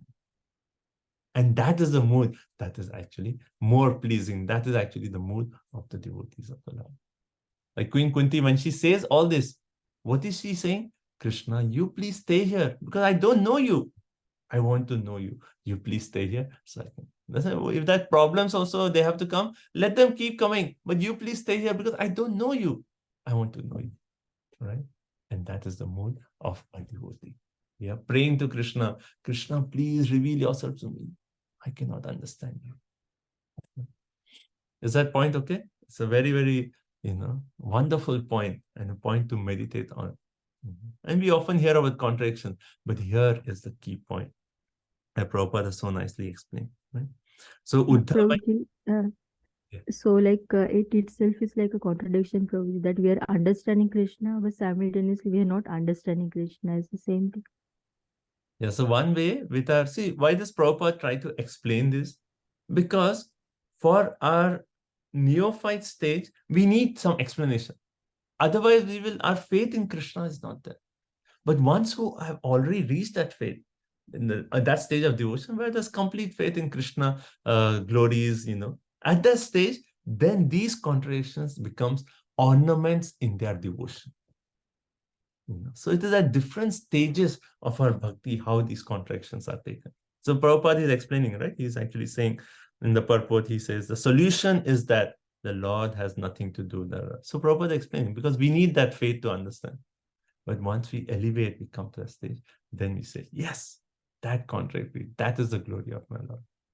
So you see, these are different stages of a bhakti, how we see these contradictions.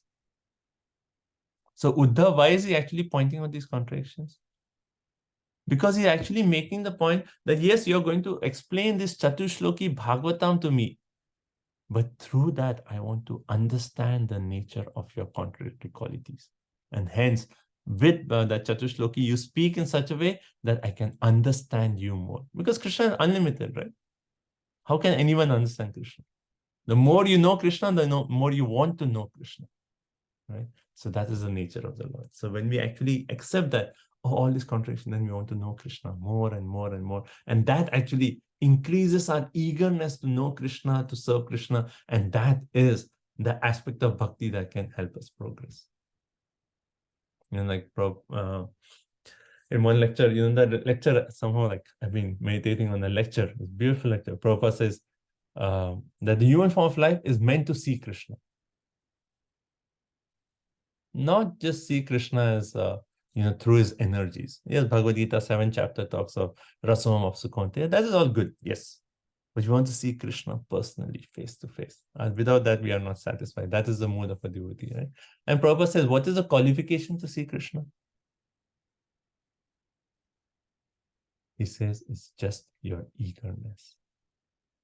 Your eagerness.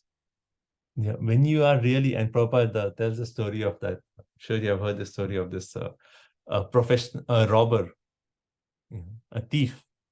A thief, he actually goes and he hears a Bhagavad Katha going on by some professional reciters, right? And somehow he comes to an assembly, he hears, and the speaker is saying, oh, actually, Krishna, he is actually a young child, but he has all these ornaments and he's dressed so nicely. And what is the thief thinking? Oh, if I just go and steal Krishna once, that will be my last robbery, and then I'll be super rich. And then he starts asking people, where is this Krishna like he's talking about? And so he's in Vrindavan. You can go, you can find him there. And he actually goes to Vrindavan. Like you should hear how Prabhupada tells the story. It's so touching. And then he goes to Vrindavan. And then in Vrindavan, he's like asking everyone, where is Krishna? Where is Krishna? And then he really has that eagerness. Somehow or other, I have to see Krishna. Somehow or other, I have to see Krishna. I have to find Krishna. That eagerness. And Prabhupada says that is a qualification to see Krishna.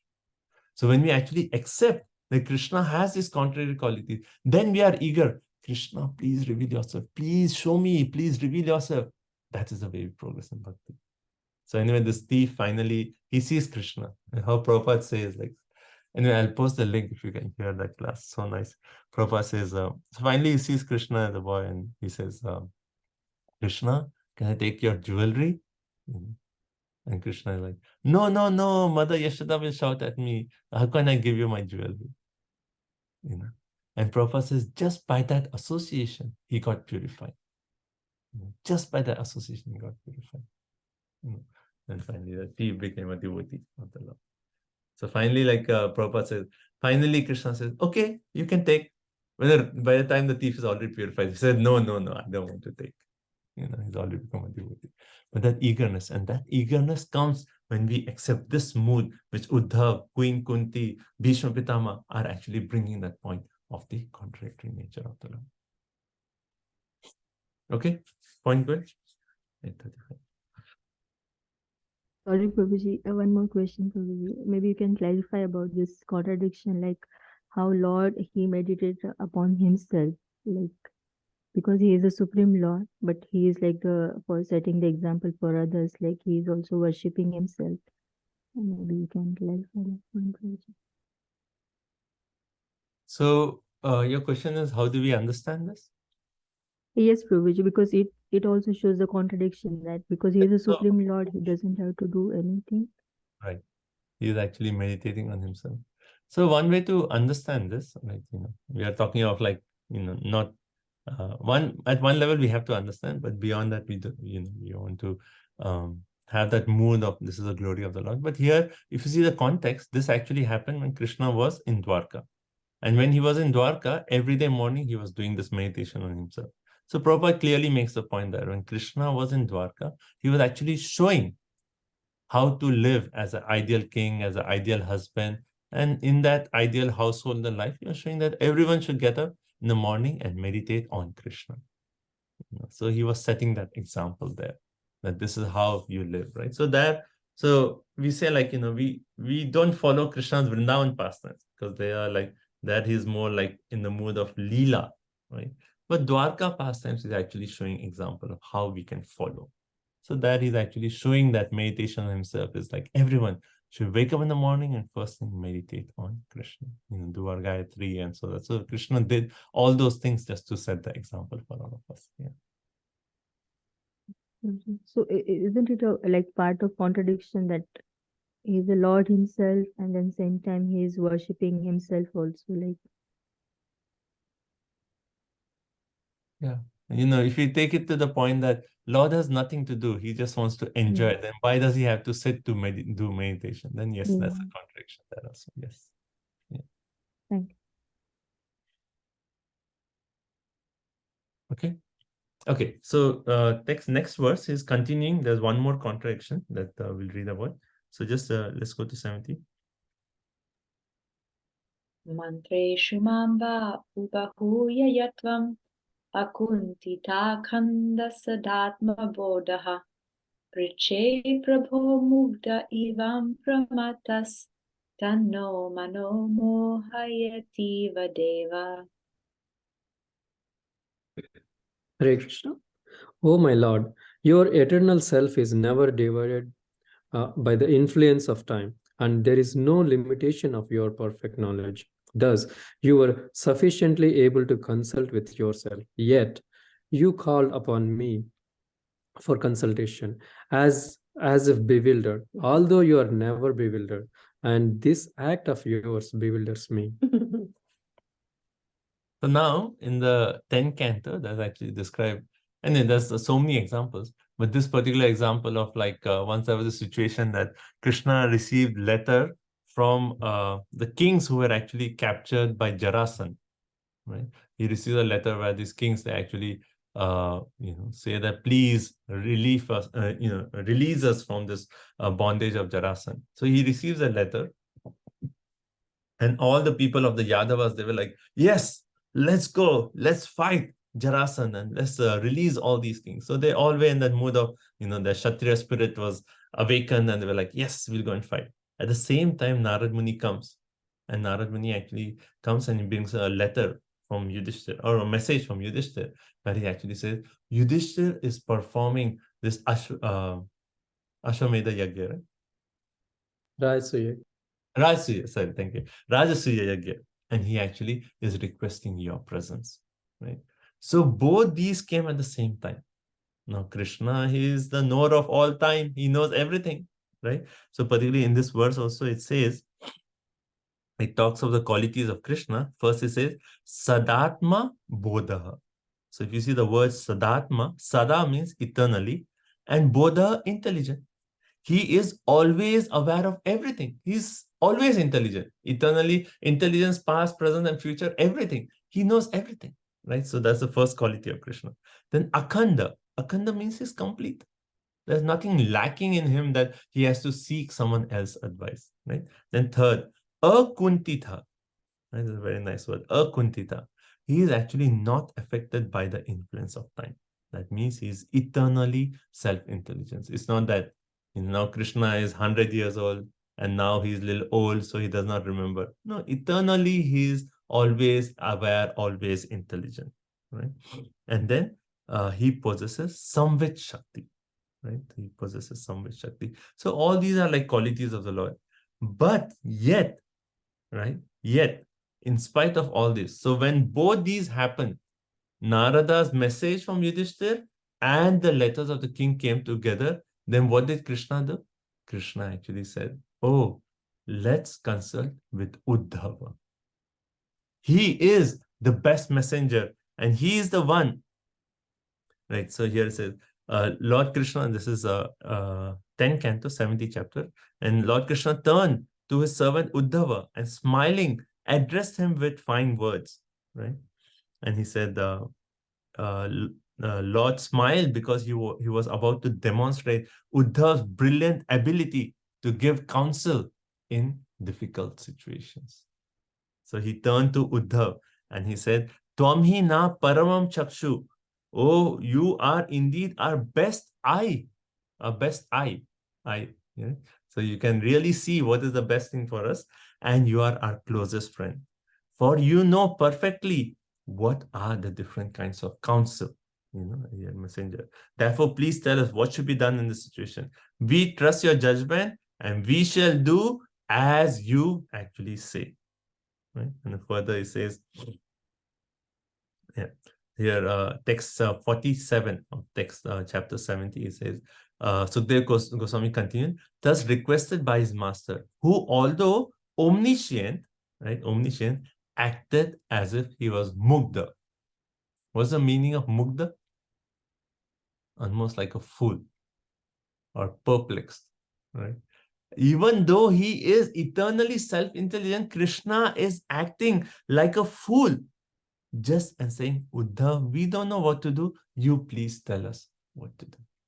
So here Uddhav is actually in this verse saying, Tanno mano mohayativa deva. Mohayati. No, sorry, that's the other one.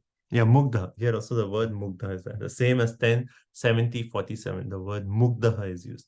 That, as if a fool, Krishna is acting as if a fool, or he was completely bewildered. Oh, what should do? And then he actually asked Uddhav for consultation. So here Uddhav is bringing out another contradiction, that even though the Lord is a knower of everything, he acted as if he was a fool just to take consultation from Uddhavji.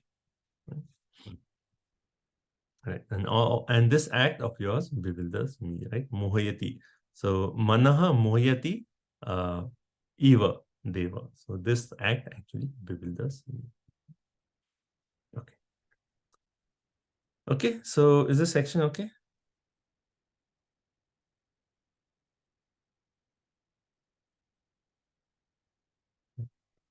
So how can we understand this contradiction of Uddhav, Krishna actually asking Uddhav for advice and consultation?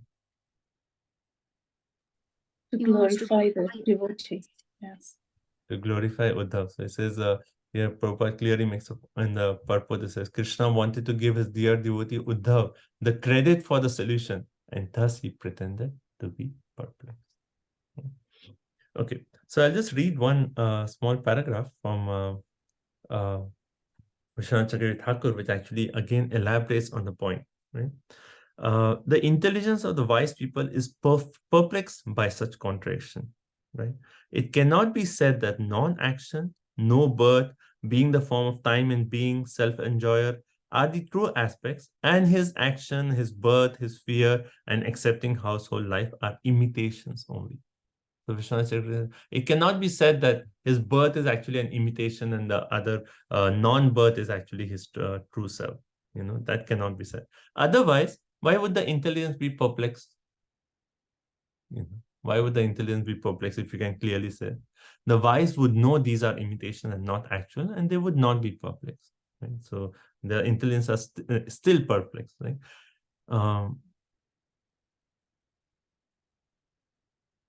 Right. So again, Vishwanath Chakravarti again is saying, it could be said that when the Lord is described as having no activity, material actions are excluded, but not spiritual action. Then with that knowledge, why should the wise be perplexed? With that knowledge that Brahman is without action and Bhagwan is without knowledge, where would be the perplexity? What is implied here is that anyone who says that Krishna's actions are imitations, or that non-action means spiritual action and non-birth means spiritual birth, or that Brahman is not active and Bhagwan is active and is thus not perplexed in intelligence, is actually not wise. So Vishwanath Chakravarti Thakur is saying that if you are actually able to explain these contradictions and hence you are not perplexed, that is not very wise, Vishwanath Chakravarti Thakur is saying. So it is good to have that mood of, yes, this is the contradiction which in my Lord. And we glorify the Lord and we pray to the Lord, oh Lord, please reveal yourself. So Uddhav is actually praying, please, when you speak the Chatushloki, speak in such a way I can understand all these contradictions. Okay. Let's just do one more verse and then we'll take a quick break. Text 18. Jnanam param satmaraha prakasham provacha kasmai bhagavan samagram apikshamam no grahanaya bhartar vadan jasayad vrijinam tarema. Hare Krishna, Prabhuji.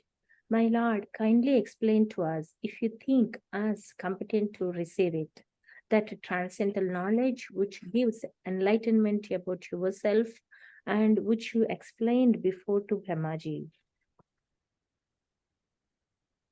Right. So here Uddhav is actually saying, Jnanam Param. So Krishna said, I'll reveal that knowledge which I have given to Brahma, the Chatushloki. But here is actually saying, Jnanam Param Swa Atma Raha Prakasham. So reveal that knowledge in such a way that it will actually explain, enlighten all these contradictions. So I want to understand you. So I just don't want that theoretical knowledge of the Chatushloki, that how you have created. I want that knowledge to actually explain these contradictions in you. And hence he's actually requesting you speak in such a way. Like here particularly it uses kasmai, unto Brahmaji what you spoke. You speak in that samagram, in sum total, right? But speak in such a way that I can actually understand. Raha, this mystery of your contradictions will actually be revealed in my heart. Right? So we want the knowledge, but not just for knowledge's sake. We are studying Bhagavatam not to just get theoretical knowledge.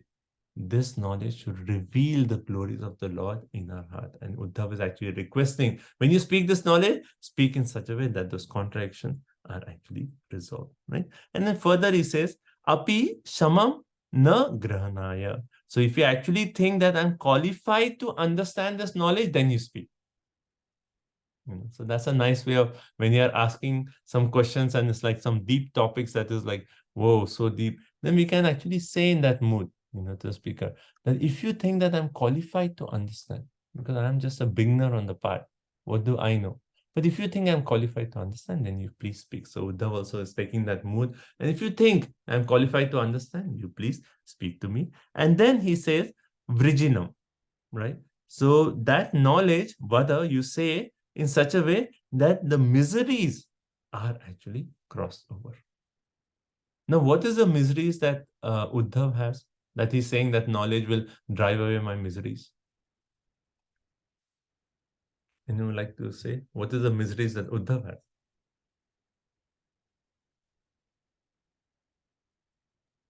Separation from Krishna. So Prabhupada elaborates on the point that the only misery that devotees have is that of separation from Krishna and the devotees of Krishna.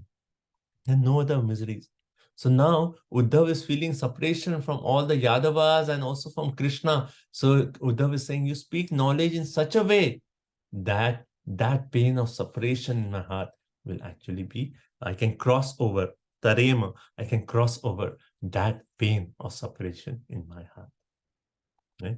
So also in Chaitanya Charitamrita, then there's a conversation between Ramananda Rai and Lord Chaitanya Mahaprabhu. So after that sequence of like, okay, go higher, higher, then there's a list of questions that Lord Chaitanya Mahaprabhu asked Ramananda Rai.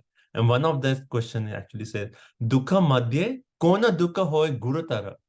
Of all kinds of miseries, which is the one which is most painful? And what does Ramananda Rai say?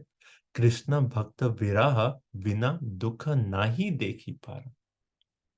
Other than Krishna Bhakta Viraha, other than the separation from the devotee of Krishna, I know Nahi Dekhi Para. I have not seen any other misery.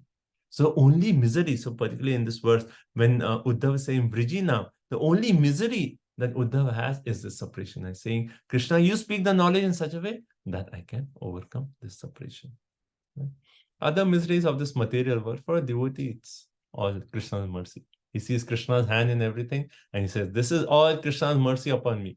So that's no longer misery. Right? The only misery that a devotee has is separation from Krishna and his devotees. Okay. Okay, so let's stop here and then we'll take a break and we'll continue from text 19. So let's see, any points, realizations, questions? Everyone, please share a little bit on what we discussed today. Yeah, but like that the highest perfection of life is the personal association of the Lord. And how can we achieve it? By eagerness, by anxiety to serve them. Wow, so nice. Thank you. Thank you. Wonderful. Any other points? The actual benediction we get is the service of the Lord. Getting the service of the Lord is the actual benediction we got. It's a very practical point for us as sadhakas, that we think that any opportunity to serve, oh, that is the blessing of the Lord. That we are getting this opportunity to offer seva. Very nice. Thank you. Anything we receive in devotional service, we get through the mercy of the Lord. What's that for? Anything we receive in devotional service, we get through the mercy. It's the anugraha, it's the mercy. So twice we read that word, anugraha, the mercy of the Lord. I liked how in the purport to text 17, Prabhupada says that Uddhava was never actually bewildered, but he says that all these contradictions appear to be bewildering, and that the whole discussion between Krishna and Uddhava was meant for the benefit of Maitreya, who was sitting nearby. Yeah. So that's another perspective that we can take and saying that, oh, why would Uddhav have any contract? So see, this you have to understand at different levels. You know? One way at the level where we are explaining the contradictions, at that level we can say that, oh, certainly Uddhav has no contradictions. He's such an elevated devotee, and hence the conversation is from Maitreya. At the higher level of devotion, we can say these devotees like Kunti, Uddhav, they are appreciating these contradictions and saying, this is the real glory of my Lord. And hence they don't want to give an explanation because they want Krishna, you reveal it. You know, we want that eagerness to understand it from you, Krishna, personally. So, thank you. Prabhu, in the beginning, you mentioned about the real purpose of our bhakti or even our human form is to see Krishna face to face. And keeping that mode when we are doing our sadhana is so core, because we are always focusing on our anartha nivritti. But if we keep that desire up front, Krishna will see that and someday he will grant that us. Such a nice point, such a wonderful point. Thank you so much for bringing that. You know, every day we sing Tulsi Aarti. We actually are praying for that. Mora e avilash, vilas kunje diovas. Please give me residence in Vrindavan. Right? Why? Nayane he ribo sada Yugala Rupa. Through my eyes, I can have darshan of Yugala Rupa, the Radha and Krishna. Right?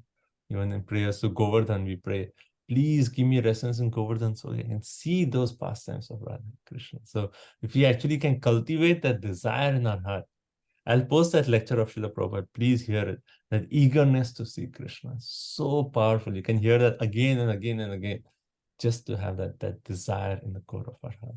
Someday, you know, we see Radha Goloka, but are we really seeing? You know, so we have to really we want to see Krishna, that eagerness. You know.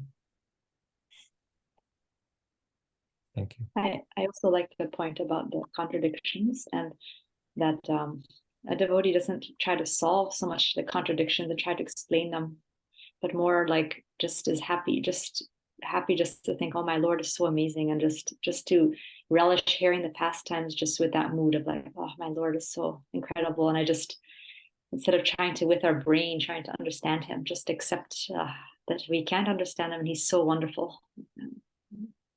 Very nicely said. So that was a key point that I really wanted to bring up from the last text 16 and 17. Nicely said. Okay. And like in the material world, we have heard about the miseries, the threefold miseries of life, Janma, Mrityu, Jara, Vyadhi.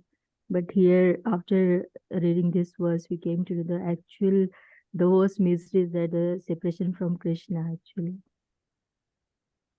Separation from Krishna and the devotees of Krishna. That is the only misery. Everything, like for a devotee, like, all this Janma, Mrityu, Jara, Vyadhi, like whatever happens, he just sees, oh, this is Krishna's mercy. Tatenu Kampa, Susamikshana, Bhunjan, Kritam. Krishna, this is just your mercy upon me. Right? I mean, that's, we are talking of really high points, which is like, at least for me, practically, it is so difficult to realize. But it's good to speak because we see the ideal and then we see where we are. And, we are not like jumping to the ideal, but we know this is the ideal, and step by step, we can gradually progress towards it. So, yeah, thank you. Okay. Deep story is very nice, Prabhuji. It's a repetition, but that eagerness, so wonderful. Thank you so much, Prabhuji. Deep story is wonderful. Yeah, I think there's dramas done on it, that deep story. And you were giving some ideas to Gopinathacharya Prabhu and Pratna Mataji. Yes, Prabhuji, we did this drama in Singapore. Oh, you did? Okay. Yeah. Maybe in New Daku Bhagat. Yeah. What's the name? Daku Bhagat. Chaitanya Mahaprabhu pastimes, where we had the similar story, right? Like a thief is trying to steal his jewelry, but then he comes back and leaves him at his own residence. Nimai actually tricks the thief, but he comes back to the same place. The point of Our Venkat Prabhu did this pastime. He was there, he acted as a thief. Yeah. Thank you. Okay, so let's take a 5 minutes break and come back and continue.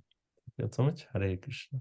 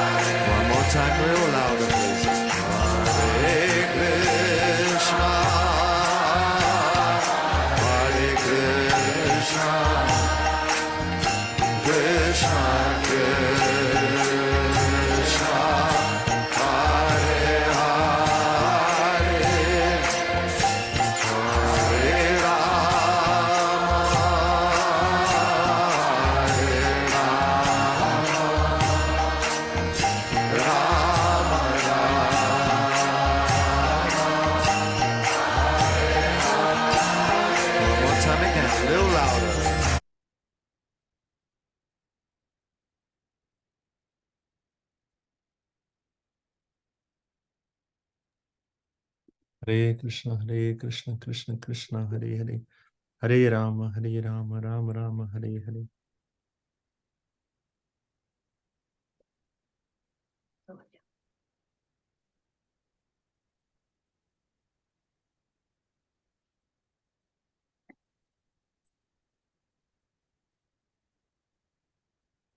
Okay, Hare Krishna, everyone. So let's continue.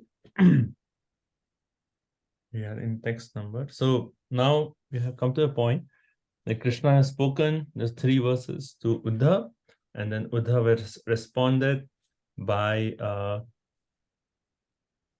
4 other verses. Uddhav speaks to the Lord, and Uddhav has basically made the point that yes, please explain the Chatushloki, but explain in such a way that if you think I'm qualified, I can actually understand these contradictory qualities. I want to know you more and more. Particularly that word that used is mat.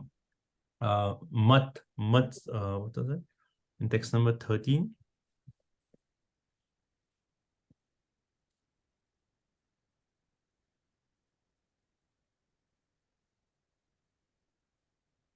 Mat Mahima, right? Mat Mahima in text number 30.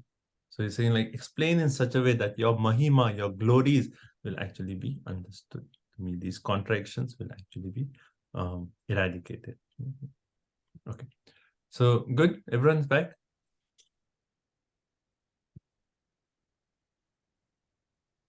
Okay.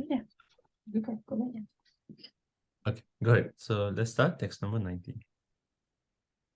Itya vedita hardaya mayam sa bhagavan paraha adeshe adideshara vindaksha atmana paramam stitim. I think Karuna Mataji, since Koshali Mataji is not here. When I thus expressed my heartfelt desires unto the Supreme Personality of Godhead, the lotus-eyed Lord instructed me about his transcendental situation. Yeah. So after he requested, so what do you request? That you please speak this Chatushloki along with the Mat Mahima in such a way that my glories are known. And then thus being prayed to the Lord, iti avedita. And how did he pray?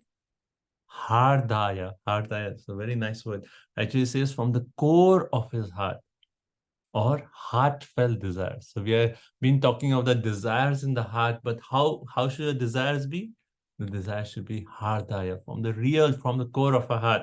You know, many times in kirtans they say, sing deeper, sing from your heart, you know, like go deeper. So here he's saying that Uddhav's prayers were hardaya, from the core of his heart. He requested, oh Lord, I really want to know you, right? Really want to see you, right? So in that way. And then the Lord, Adi Desha, he actually instructed Arvind Aksha. The Lord is described as one who has lotus eyes. He actually instructed the Uddhav. And what did he instruct? Paramam Stitim. So again, it is actually stressed that what knowledge did Krishna give Uddhav? Paramam Stitim. The transcend instructed me about his transcendental situation. So Prabhupada is actually making the point that the knowledge that Krishna gave Uddhav is actually even beyond that knowledge which Krishna gave Brahmaji. Krishna gave Brahmaji the Chatushloki, but now Krishna is giving Uddhav knowledge even more deeper than that knowledge. Right? And then, and particularly, what is that confidential knowledge? Is actually because in that Krishna actually revealed the dealings of the devotees of Dwarka and Vrindavan with Krishna. All that intimate dealings that the residents of Dwarka and Vrindavan they had with Krishna, that was also really revealed to Uddhavji. And that's also spoken to Uddhavji. So hence that word Paramam Stitim. Now, Prabhupada also makes a point that when the Lord is actually speaking this, who is actually hearing this? Maitreya Muni. Maitreya Rishi. Maitreya Rishi, right? So he's speaking to Uddhav, but Maitreya Rishi is also hearing. But Prabhupada says this knowledge is actually meant for Uddhav only.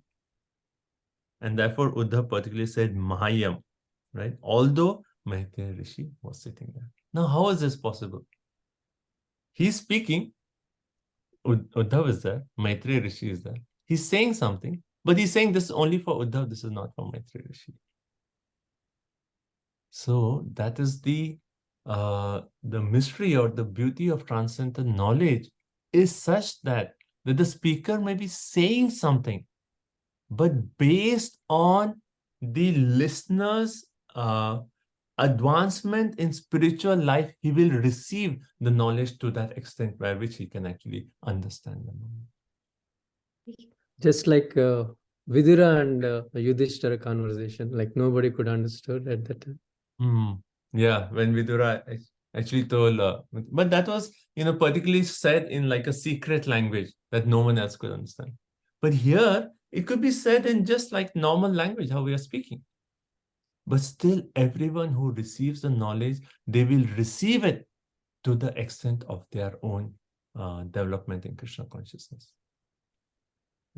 So sometimes I've seen this situation that the speaker says something, and after the speaker has said, then if two people who are listening in the class, they start discussing the point, then one will actually bring up points which is like others like, was this point actually spoken? And may not even realize that the point was there. You know? Because we receive the knowledge based on our advancement in Krishna consciousness. You know? And sometimes it happens that the person who is listening, he actually gets a point even deeper than that what the speaker has said. Even more deeper than what the speaker is speaking of. That's also possible. You know, because the speaker may be at a certain level. But if the listener is even more advanced, he may actually receive the point, but he may actually receive it in such a way like, oh, wow, that is such a deep point. And even the speaker may not realize that what he's actually speaking. So that is transcendental knowledge. So here he's giving that param sthitim, and he's actually to Uddhav. Jo Maitreya Rishi is there, he is going to receive it up to his level of advancement. Okay. And okay. And Prabhupada says the Lord activities in confidential love are very rarely disclosed to general devotees. You know, this very confidential aspect is not revealed to Maitreya Rishi. He is a great devotee, but he's a Jnani Bhakta. So it's not revealed to him. Such activities are the inconceivable pastimes of the Lord, right? So the activities of the Lord is actually from the Achintya Shakti of the Lord. Achintya Shakti of the Lord, right? So that's why going back to the point of, you know, the contradictory nature of the Lord, if you understand that all the activities of the Lord are through his Achintya or inconceivable potency, then we will actually appreciate that point I made previously more, because we'll say that, oh, everything is inconceivable. How can I actually conceive that unless the Lord reveals himself to me? Right? So that is the mood of a devotee. Like in Chaitanya Charitamrita Adi Leela, it actually, chapter 7, it says, Prakrita Vastu Yadi Achintya Shakti hoy, Ishvara Achintya Shakti Ithe Ki Vishmay. Right? So basically it says, even sometimes material objects, we may see some inconceivability. Then why should we not believe in the inconceivable potency of the Supreme Personality of Godhead? Right? So the activities of the Lord, it cannot be just confined to a tiny material logic. Krishna's activities are the exhibition of his inconceivable potency. And hence, when we actually accept the contradictions, then what are we doing? We are accepting that this is achintya, this is inconceivable to us, you know, and that is the glory of the Lord. Right? Okay. Yeah. Okay. Next verse, text 20. Is that okay? The achintya shakti is the cause of the pastimes of the Lord. Okay?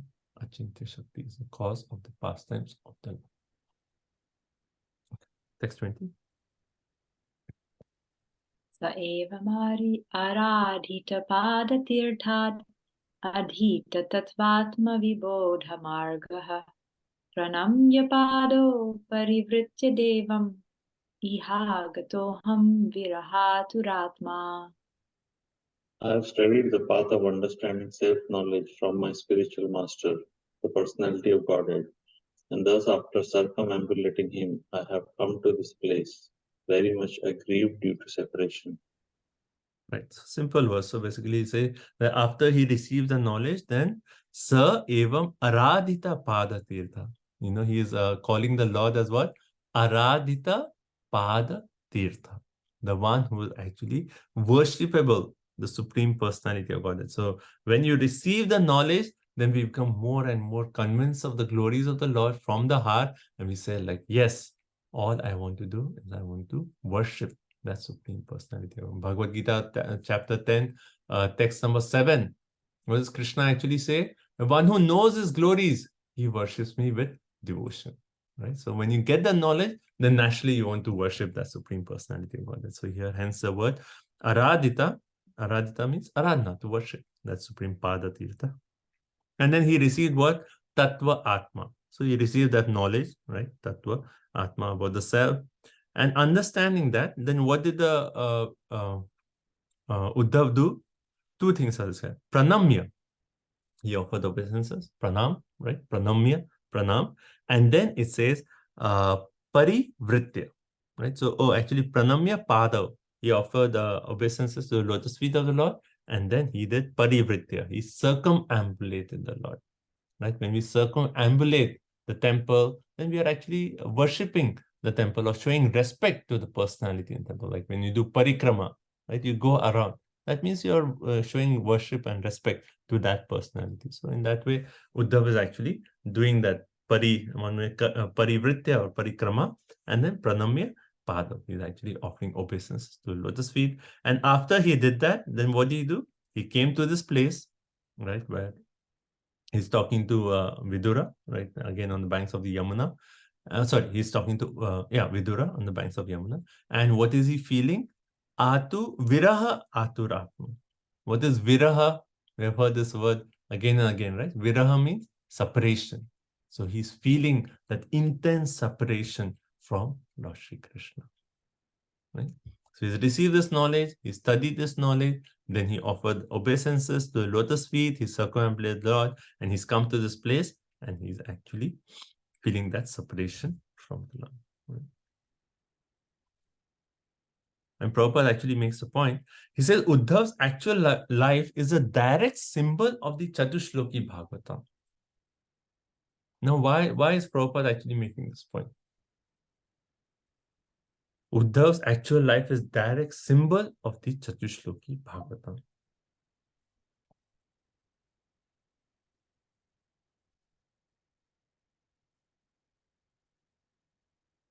What is a direct point answer to this?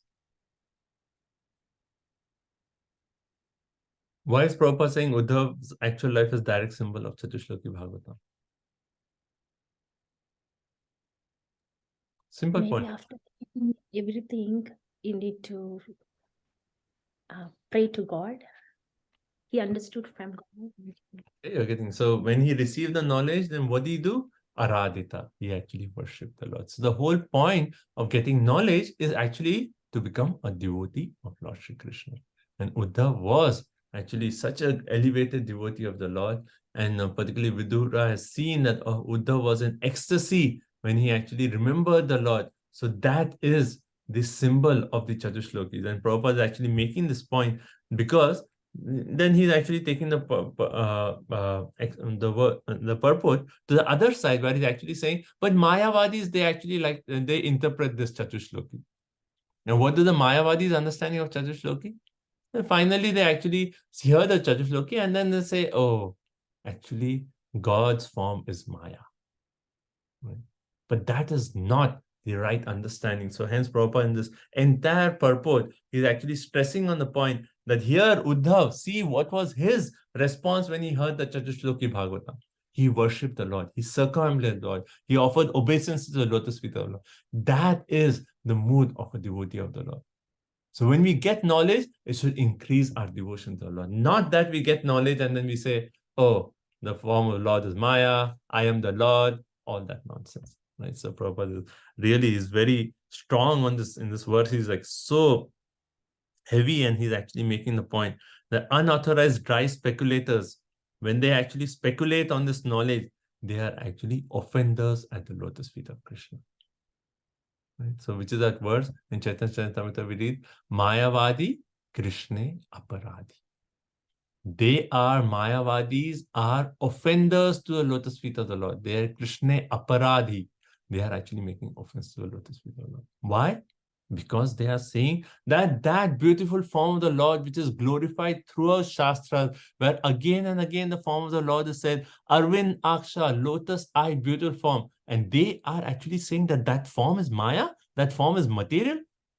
That is an offense at the feet of the Lord. I'm sure everyone knows this story of this Arjuna Acharya from Bhagavad Gita, where it actually, in the 9th chapter, when it says, Ananya, what's that word? Ananya, Chintayanto mam yejana paripasate. To that verse, when he was writing the commentary, he was thinking like, oh, Krishna will not personally come to protect his devotees. And he said like, no, not Krishna personally, but maybe his energies. And just to that, the story goes, and when Krishna personally came to his wife, what did she see? That there were actually beatings of, on Krishna's back. It was like beaten with sticks, there was beating marks on his back. Imagine, that is just when he actually said, not Krishna personally, but the energy of the Lord. Imagine those who take this Shastra and then give the meaning that, oh, entire form of Krishna is Maya. Imagine what offense they are doing to the form of the Lord. You know? And hence Prabhupada actually says that those who give a commentary like this on Bhagavad Gita and Srimad Bhagavatam, they mislead the public and prepare a direct path to hell. Under Tamishra. It was so heavy, like, you know. And he said even Sripad Shankaracharya, he actually did not comment on the Bhagavatam.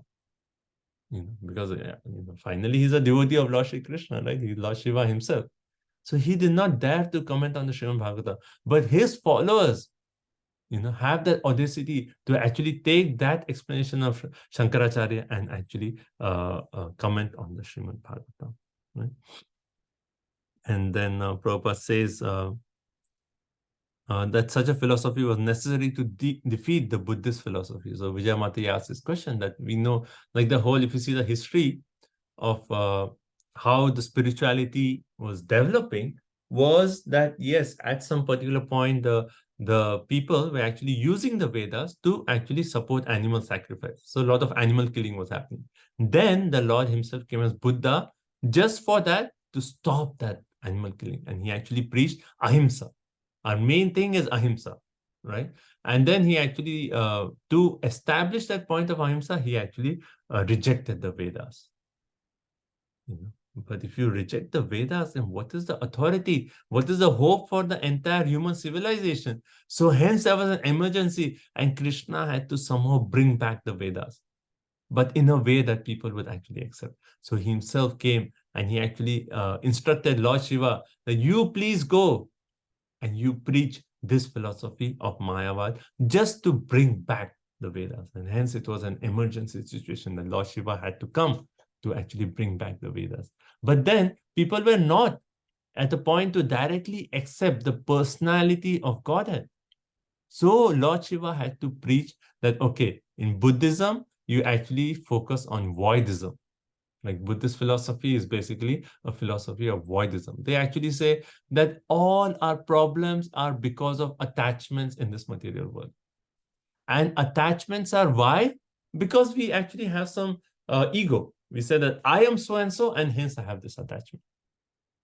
And attachments are the cause of all the problems. So we have to get rid of these attachments. We have to attain nirvana.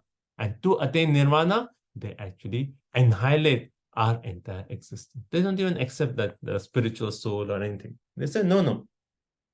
Don't focus on the identity, because as soon as you talk of identity, there's attachment, there's problems. So hence they actually do not even focus on the aspect of soul, and so they just talk of, we have to attain nirvana, liberation from all problems. That actually means giving up our whole self. That we are nothing. We are null and void. Voidism, right? So then Shankaracharya, he actually came and he said, actually, what that null or voidism you're talking of, that is actually Brahman. That is the highest conception. And he actually brought on the concept of Mayavadi. But Prabhupada says that was never meant for perpetual acceptance. Often people ask this question, that he actually preached Mayavadi. So what if people now are following Mayavadi? Are they following Lord Shiva? But the point is, it was not meant for perpetual acceptance. It was just for that time that the knowledge, just for that time the knowledge was given, right? And then it was after that, what happened? The 4 acharyas came and they built the foundation of Vaishnavism, right? Ramacharya, Madhvacharya, Vishnu Swami, Nimbarka Swami, right? And so Prabhupada is talking about all that. Okay, so next verse, let's go. Right. Soham tad darshanalada viyogarti yuta prabho gamishye dayitam tasya badarya shrama mandalam. So before we continue, just the last 2 sentences of the purport I want to stress on the previous verse. Very beautiful. Unless one is awakened to the stage of Uddhav, what is it? Everlastingly feeling the separation of the Lord in transcendental love. as exhibited by Lord Chaitanya also, one cannot understand the real import of the 4 essential verses of the Srimad Bhagavatam. So what is Prabhupada actually making the point? That unless we come to the mood of our bhakti, where we are actually engaged in devotional service in the mood of separation from Krishna, as Lord Chaitanya Mahaprabhu has actually said, unless we come to a point, we actually really cannot understand the Chatushloki Bhagavatam. So we have discussed Chatushloki Bhagavatam. We spent 3 hours to discuss those 4 verses. All we have done is just like touched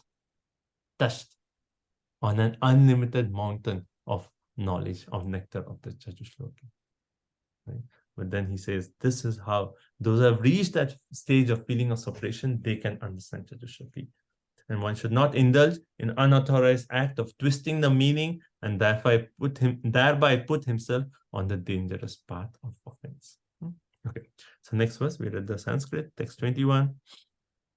So saham tad darshanal alada, right? So you see the word alada. Where do we hear this word? Alada. Right? Right? Alada, the one who actually gives pleasure. So here it says that thus myself having the darshan, that audience of the Lord, and I was experiencing that pleasure. But now, what is it? Viyoga artiyuta. Now I'm afflicted by distress. And that distress is due to the separation of the Lord. And now I'm going where? Badariyashram, right? So Badrikashram in the Himalayas, and as I have been instructed to the Lord. So now he's coming to the end of the Uddhav's conversation, where he's saying, okay, now after this darshan, I experience happiness. At the same time, I'm afflicted by distress. So Prabhupada in the purport, he says, this is the double perception of simultaneous separation and meeting. You see Prabhupada's purport so deep. Like, how can we understand this point? That Uddhav was actually experiencing double perception of simultaneous separation and meeting. And this is actually the mood of the gopis. Right? We read in Srimad Bhagavatam about their mood of intense separation from the Lord. But at the same time, that mood of separation is actually the mood of simultaneous meeting the Lord. And hence that is the aspect of pleasure. At the same time, that is the aspect of distress. So deep. I mean, I'm just speaking like theoretically what is said here, but how can we understand these feelings that have been described in these verses? A beautiful point. So Uddhav said that he had that happiness of meeting, and now he's actually feeling that distress of separation. Okay. And then Prabhupada also makes a point. He says Uddhav's separation from the Lord was unbearable, and therefore he actually followed the order of the Lord, because the order of the Lord and Lord himself are identical. Right? So that's actually so this is actually giving a very important point, that how service, it actually mitigates separation. Right? And this is a point that we often hear, and I'm sure everyone has heard this point. Service in separation. Right? Everyone heard this, service in separation. And this is oftenly used for, how Srila Prabhupada's disciples, how they continued their service after the disappearance of Srila Prabhupada. Service in separation. So this verse is actually referring to that point, that Uddhav was feeling that mood of separation, and it was unbearable. And then what did he think? He didn't just sit and like cry. He said like, oh, this service, Lord has given me an instruction, and the instruction of the Lord is not different from the Lord. Similarly, we say, this Prabhupada disciples, they took up the same mood. They said the instruction that Srila Prabhupada gave is not different from Srila Prabhupada. So now, like, yes, we are feeling so much separation from Srila Prabhupada, but if we can follow the instructions of Srila Prabhupada, then we will be connected with Srila Prabhupada. So similarly, Uddhav, he thought of the service given by Krishna, that is to go to the sages of Badrikashram and speak this knowledge of Uddhav Gita. And he said, by that service, I'll again be united with Krishna. right? So this is a nice point, when we talk about disappearance of spiritual master, how we can be connected with the spiritual master through that mood of service. Like recently I was talking to one devotee, and he's a doctor. He does a wonderful service in Varshana, but he was saying, he's disciple of His Holiness Radhanath Swami Maharaj. So we were just talking, and he was, on a particular theme about association, connection with the Guru. And he was making the point that though he does not get so much opportunity to directly meet His Holiness Radhanath Swami Maharaj, his Guru, he was saying, but because this service is actually given by him, when I am doing this service, I feel connected with my spiritual master. So very, very nice point to make. When we are engaged in service given by the spiritual master, we are always connected with the Guru. So Uddhav is actually engaging in the service given by Krishna. Okay. 22. Let's see that. Good. That point is okay. Yeah. Very important point. Yeah. Everyone still awake? Yes. Okay. Good. Let's go. 22. Yatra Narayano Devo Narascha Bhagavan Rishihi Mriduti Brahm Tapo Dirgham Tepate Lokabhavano.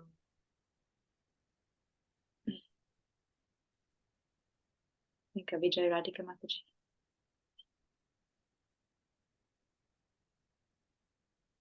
Or Vijay Mataji.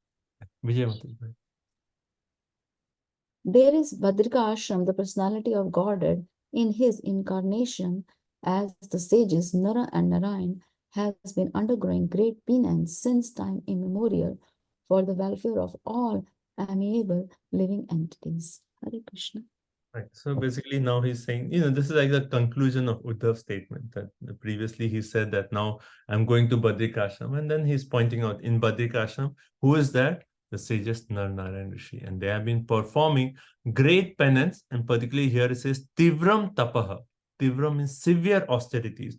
And how long? And it says Dirgham, for a very long time. For what? For the Loka Bhavana, for the welfare of all living entities, they have been performing austerities there.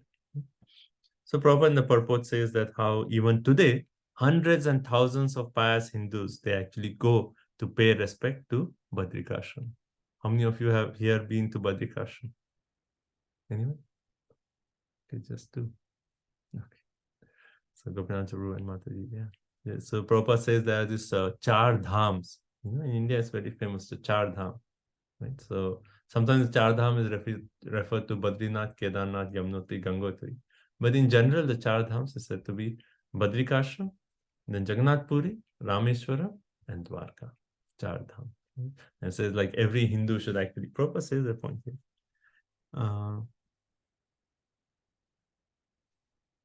Was it here or any? Thinking like Prabhupada said that all of faithful Hindus still visit these holy places.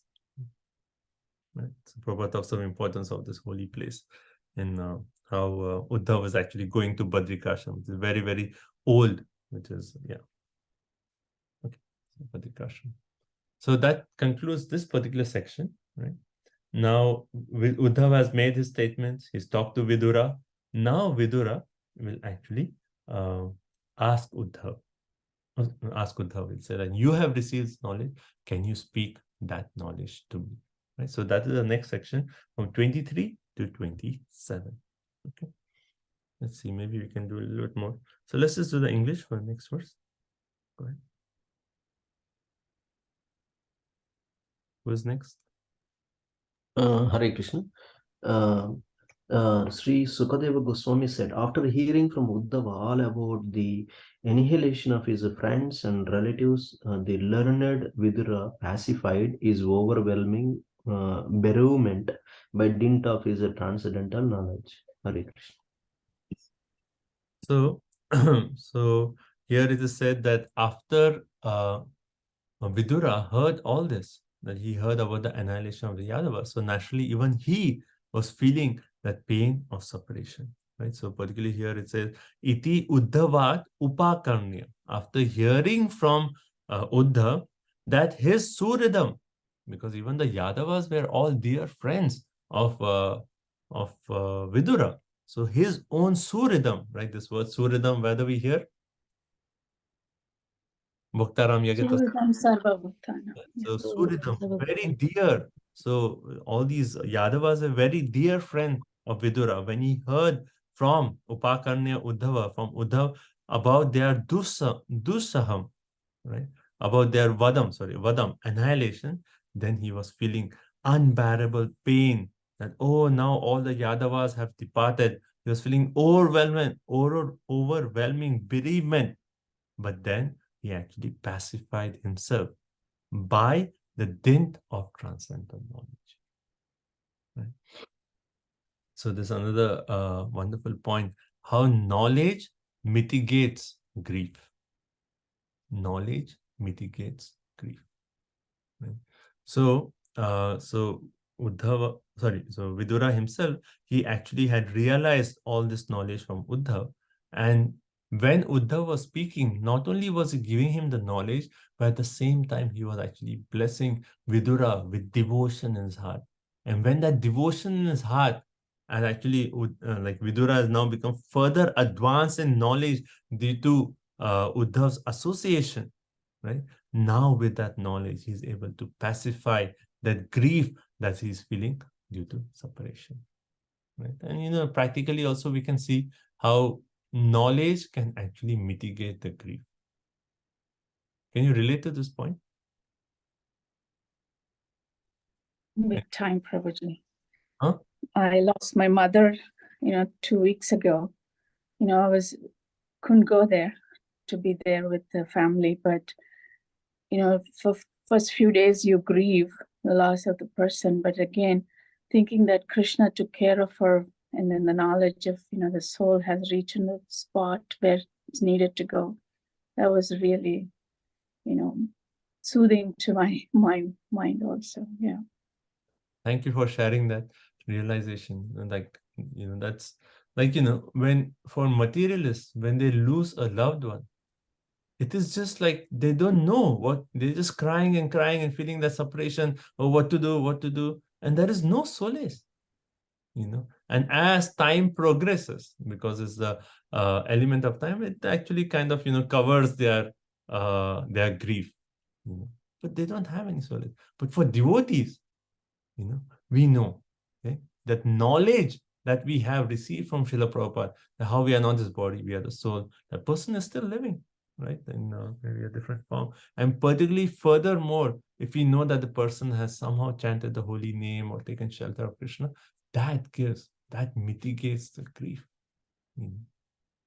So now for Vidura, the same thing.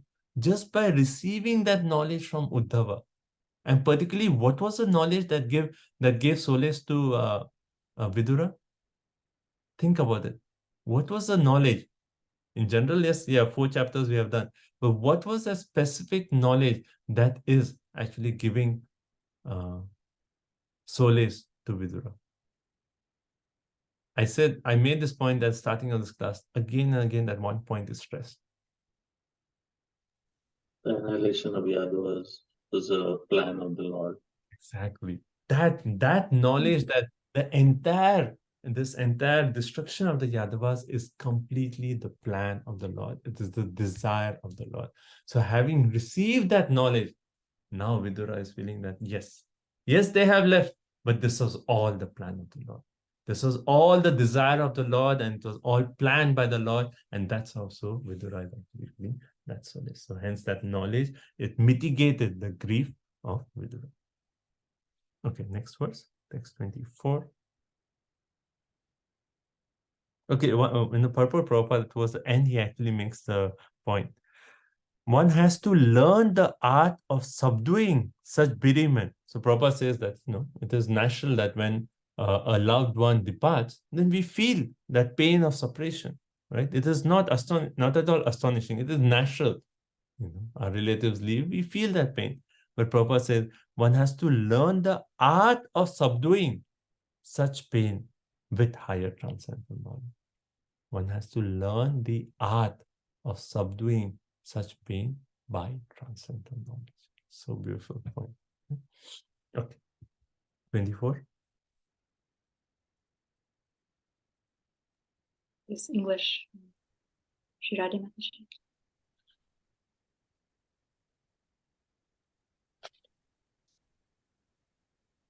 While Uddhava, the chief and the most confidential amongst the devotees of the Lord, was going away, Vidura, in affection and confidence, questioned him. It says, so now we heard the point. So Uddhav, we have already heard that he finished his conversation. He said, I'm going to Badrikasha.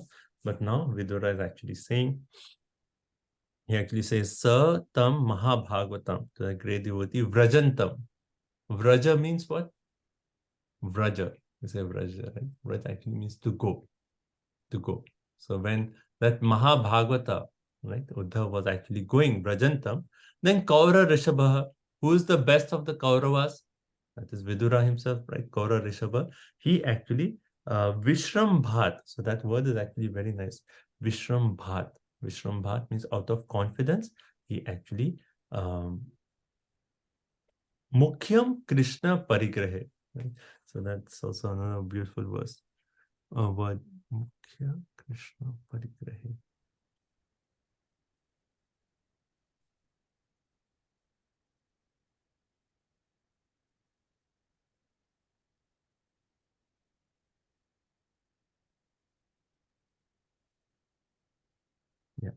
So here, particularly like the Mukhya Krishna Parigrahe, it actually refers to Uddhav, who was the chief and most confidential of all the devotees of the Lord.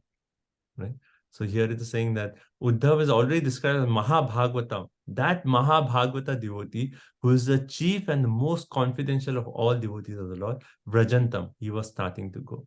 Right? So why is this glories of Uddhav given at this point? Because any person who knows the glories of such a devotee, would he ever want to leave that devotee's association?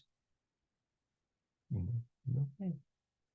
So now it is particularly glorified. Uddhav is glorified in that mood that he is the best of all devotees. So why would Vidura want to leave his association? And hence Vidura in Vishram Bhat. Vishram Bhat means out of confidence. He actually turned towards Uddhav. In the sense like he... particularly this verse, he submitted this point to Uddhav. Next verse will actually elaborate what did he say, but he submitted this to Uddhav. Right? Now, right. So Vidura, so Prabhupada in the purport points out the devotion between Vidura and Uddhav. So we discussed the devotion between the difference in devotion between Uddhav and Maitreya Rishi. Now Prabhupada is saying the difference in devotion between Vidura and Uddhav. Actually, Uddhav was very, very exalted. And Vidura, though he was much, much elderly to Uddhav, he was almost at the age of Uddhav's father, right? So like an uncle, like, elderly person, but still he actually noticed, he actually knew that this is the glory of Uddhav's devotion. And hence in confidence, Vishrambha, he actually submitted to Uddhav the following point, which we'll discuss in our next class. Okay. So this word Vishrambha, have you heard it anywhere?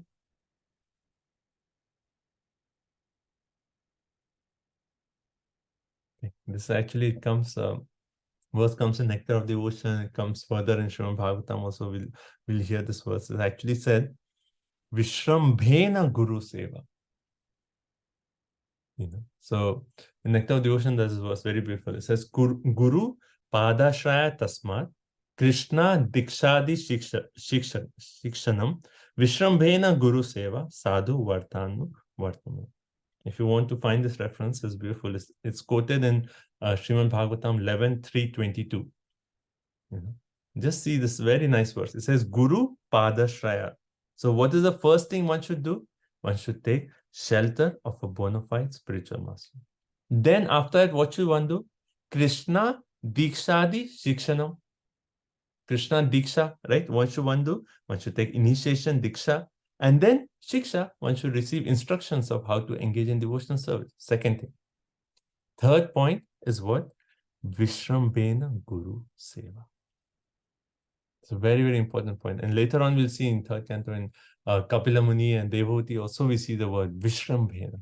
How should one serve one spiritual master? in confidence, in intimacy, in trust. Vishrambhena, right? So that word is Vishrambhena.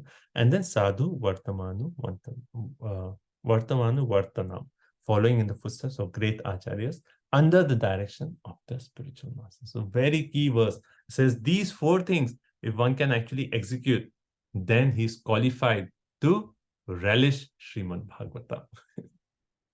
Qualified to relish Srimad Bhagavatam. So first is what? Approaching a bona fide spiritual master. Second is taking Diksha and Shiksha from him.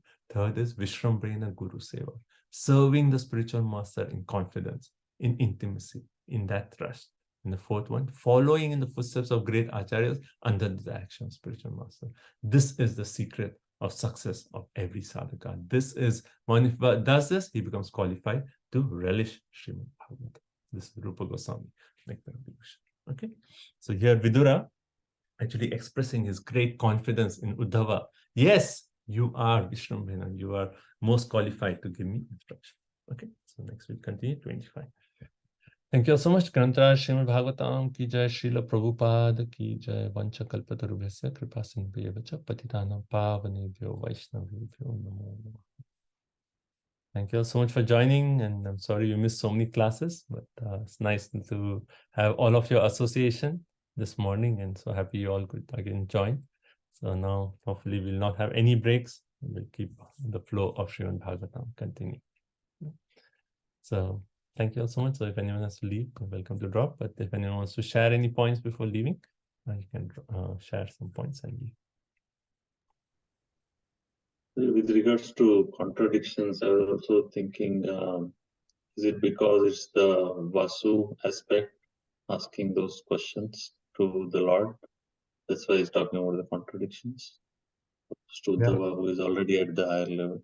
Sure, Prabhu, yeah. So, as I said, like there are different levels of devotion that you can see. So if it's Vasu, then yes, contradiction. I don't understand, you explain.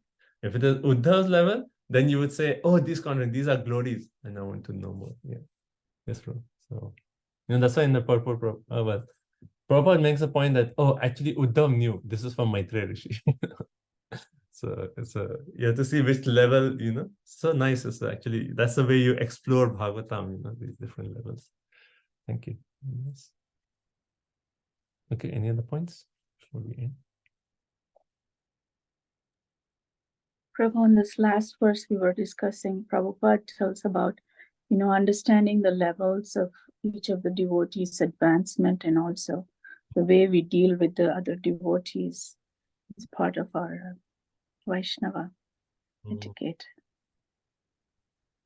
When as proper, the last sentence is, this is a way of courteous dealings between devotees. Yeah. It says Vaishnava etiquette is the ornament of devotees. And then for that, to actually understand and live the principles of Vaishnava etiquette, we need to make certain distinctions. But one way we cannot see how advanced someone is, but still there is a need of making certain distinctions, so just so that we know how to deal with different devotees. And that's why in Nectar of Instruction also, Rupa Goswami is giving the different levels. One way one will say, like, there are devotees, what can I see? Who knows what is in one's heart? We cannot see. But still we have to make some, just so that we know how to deal with devotees. That's just to understand this courteous dealings between devotees. Thank you. Very nice one. Anything else? Point that service mitigate separation. Nice. Thank you. Vamshi Gopal. Prabhuji, at the end, you mentioned like there are 4 things, right? Like taking initiation, following Guru's instruction. So those are the qualifications to release the Bhagavatam. But we distribute, we put so much effort to distribute Srimad Bhagavatam. So like, how do we correlate those 2 things, Prabhuji? So Bhagavatam can be understood at so many levels. Anyone who picks up Srimad Bhagavatam, starts reading, he's directly getting the association of Srila Prabhupada. That is the glory of this reading. Even Bhagavad Gita, as soon as they read one sentence, Prabhupada said one word, like one may say, like someone may read the THE. Like, what is this development? No, but that word is coming from Srila Prabhupada. He's coming in contact with the devotee of the Lord. That's it. His life is transformed. That's the potency of the word. So at different levels. So one level, Swami has reached Srimad Bhagavatam. He's getting association of Prabhupada. He's getting some purification. He's progressing in bhakti. And then finally, if you really want to relish Srimad Bhagavatam, then all these qualifications keep growing. And finally, we read today, if you really want to understand Chatushloki, you have to follow devotion in the mood of Lord Chaitanya Mahaprabhu. So as qualifications are growing, then our understanding of Srimad Bhagavatam is getting deeper and deeper. But anyone who actually comes in contact with Srila Prabhupada's books is certainly benefited. His life is transformed for the best. Thank you. Thank you so much. Anything else? Stop. Yeah, let's stop. So thank you all so much. So Vijay, thank you all so much for your association. And we'll continue next week. Thank you so much. Thank you, Prabhuji. Hare Krishna. We're so glad you're back, Prabhuji. Yeah. Happy to see all Srimad Bhagavatam classmates. Thank you all. Thank you. Hare Krishna. Hare Krishna. Thank you so much. Thank you, Prabhu. Hare Krishna. Hare Krishna, Prabhu. Thank you. Hare Krishna.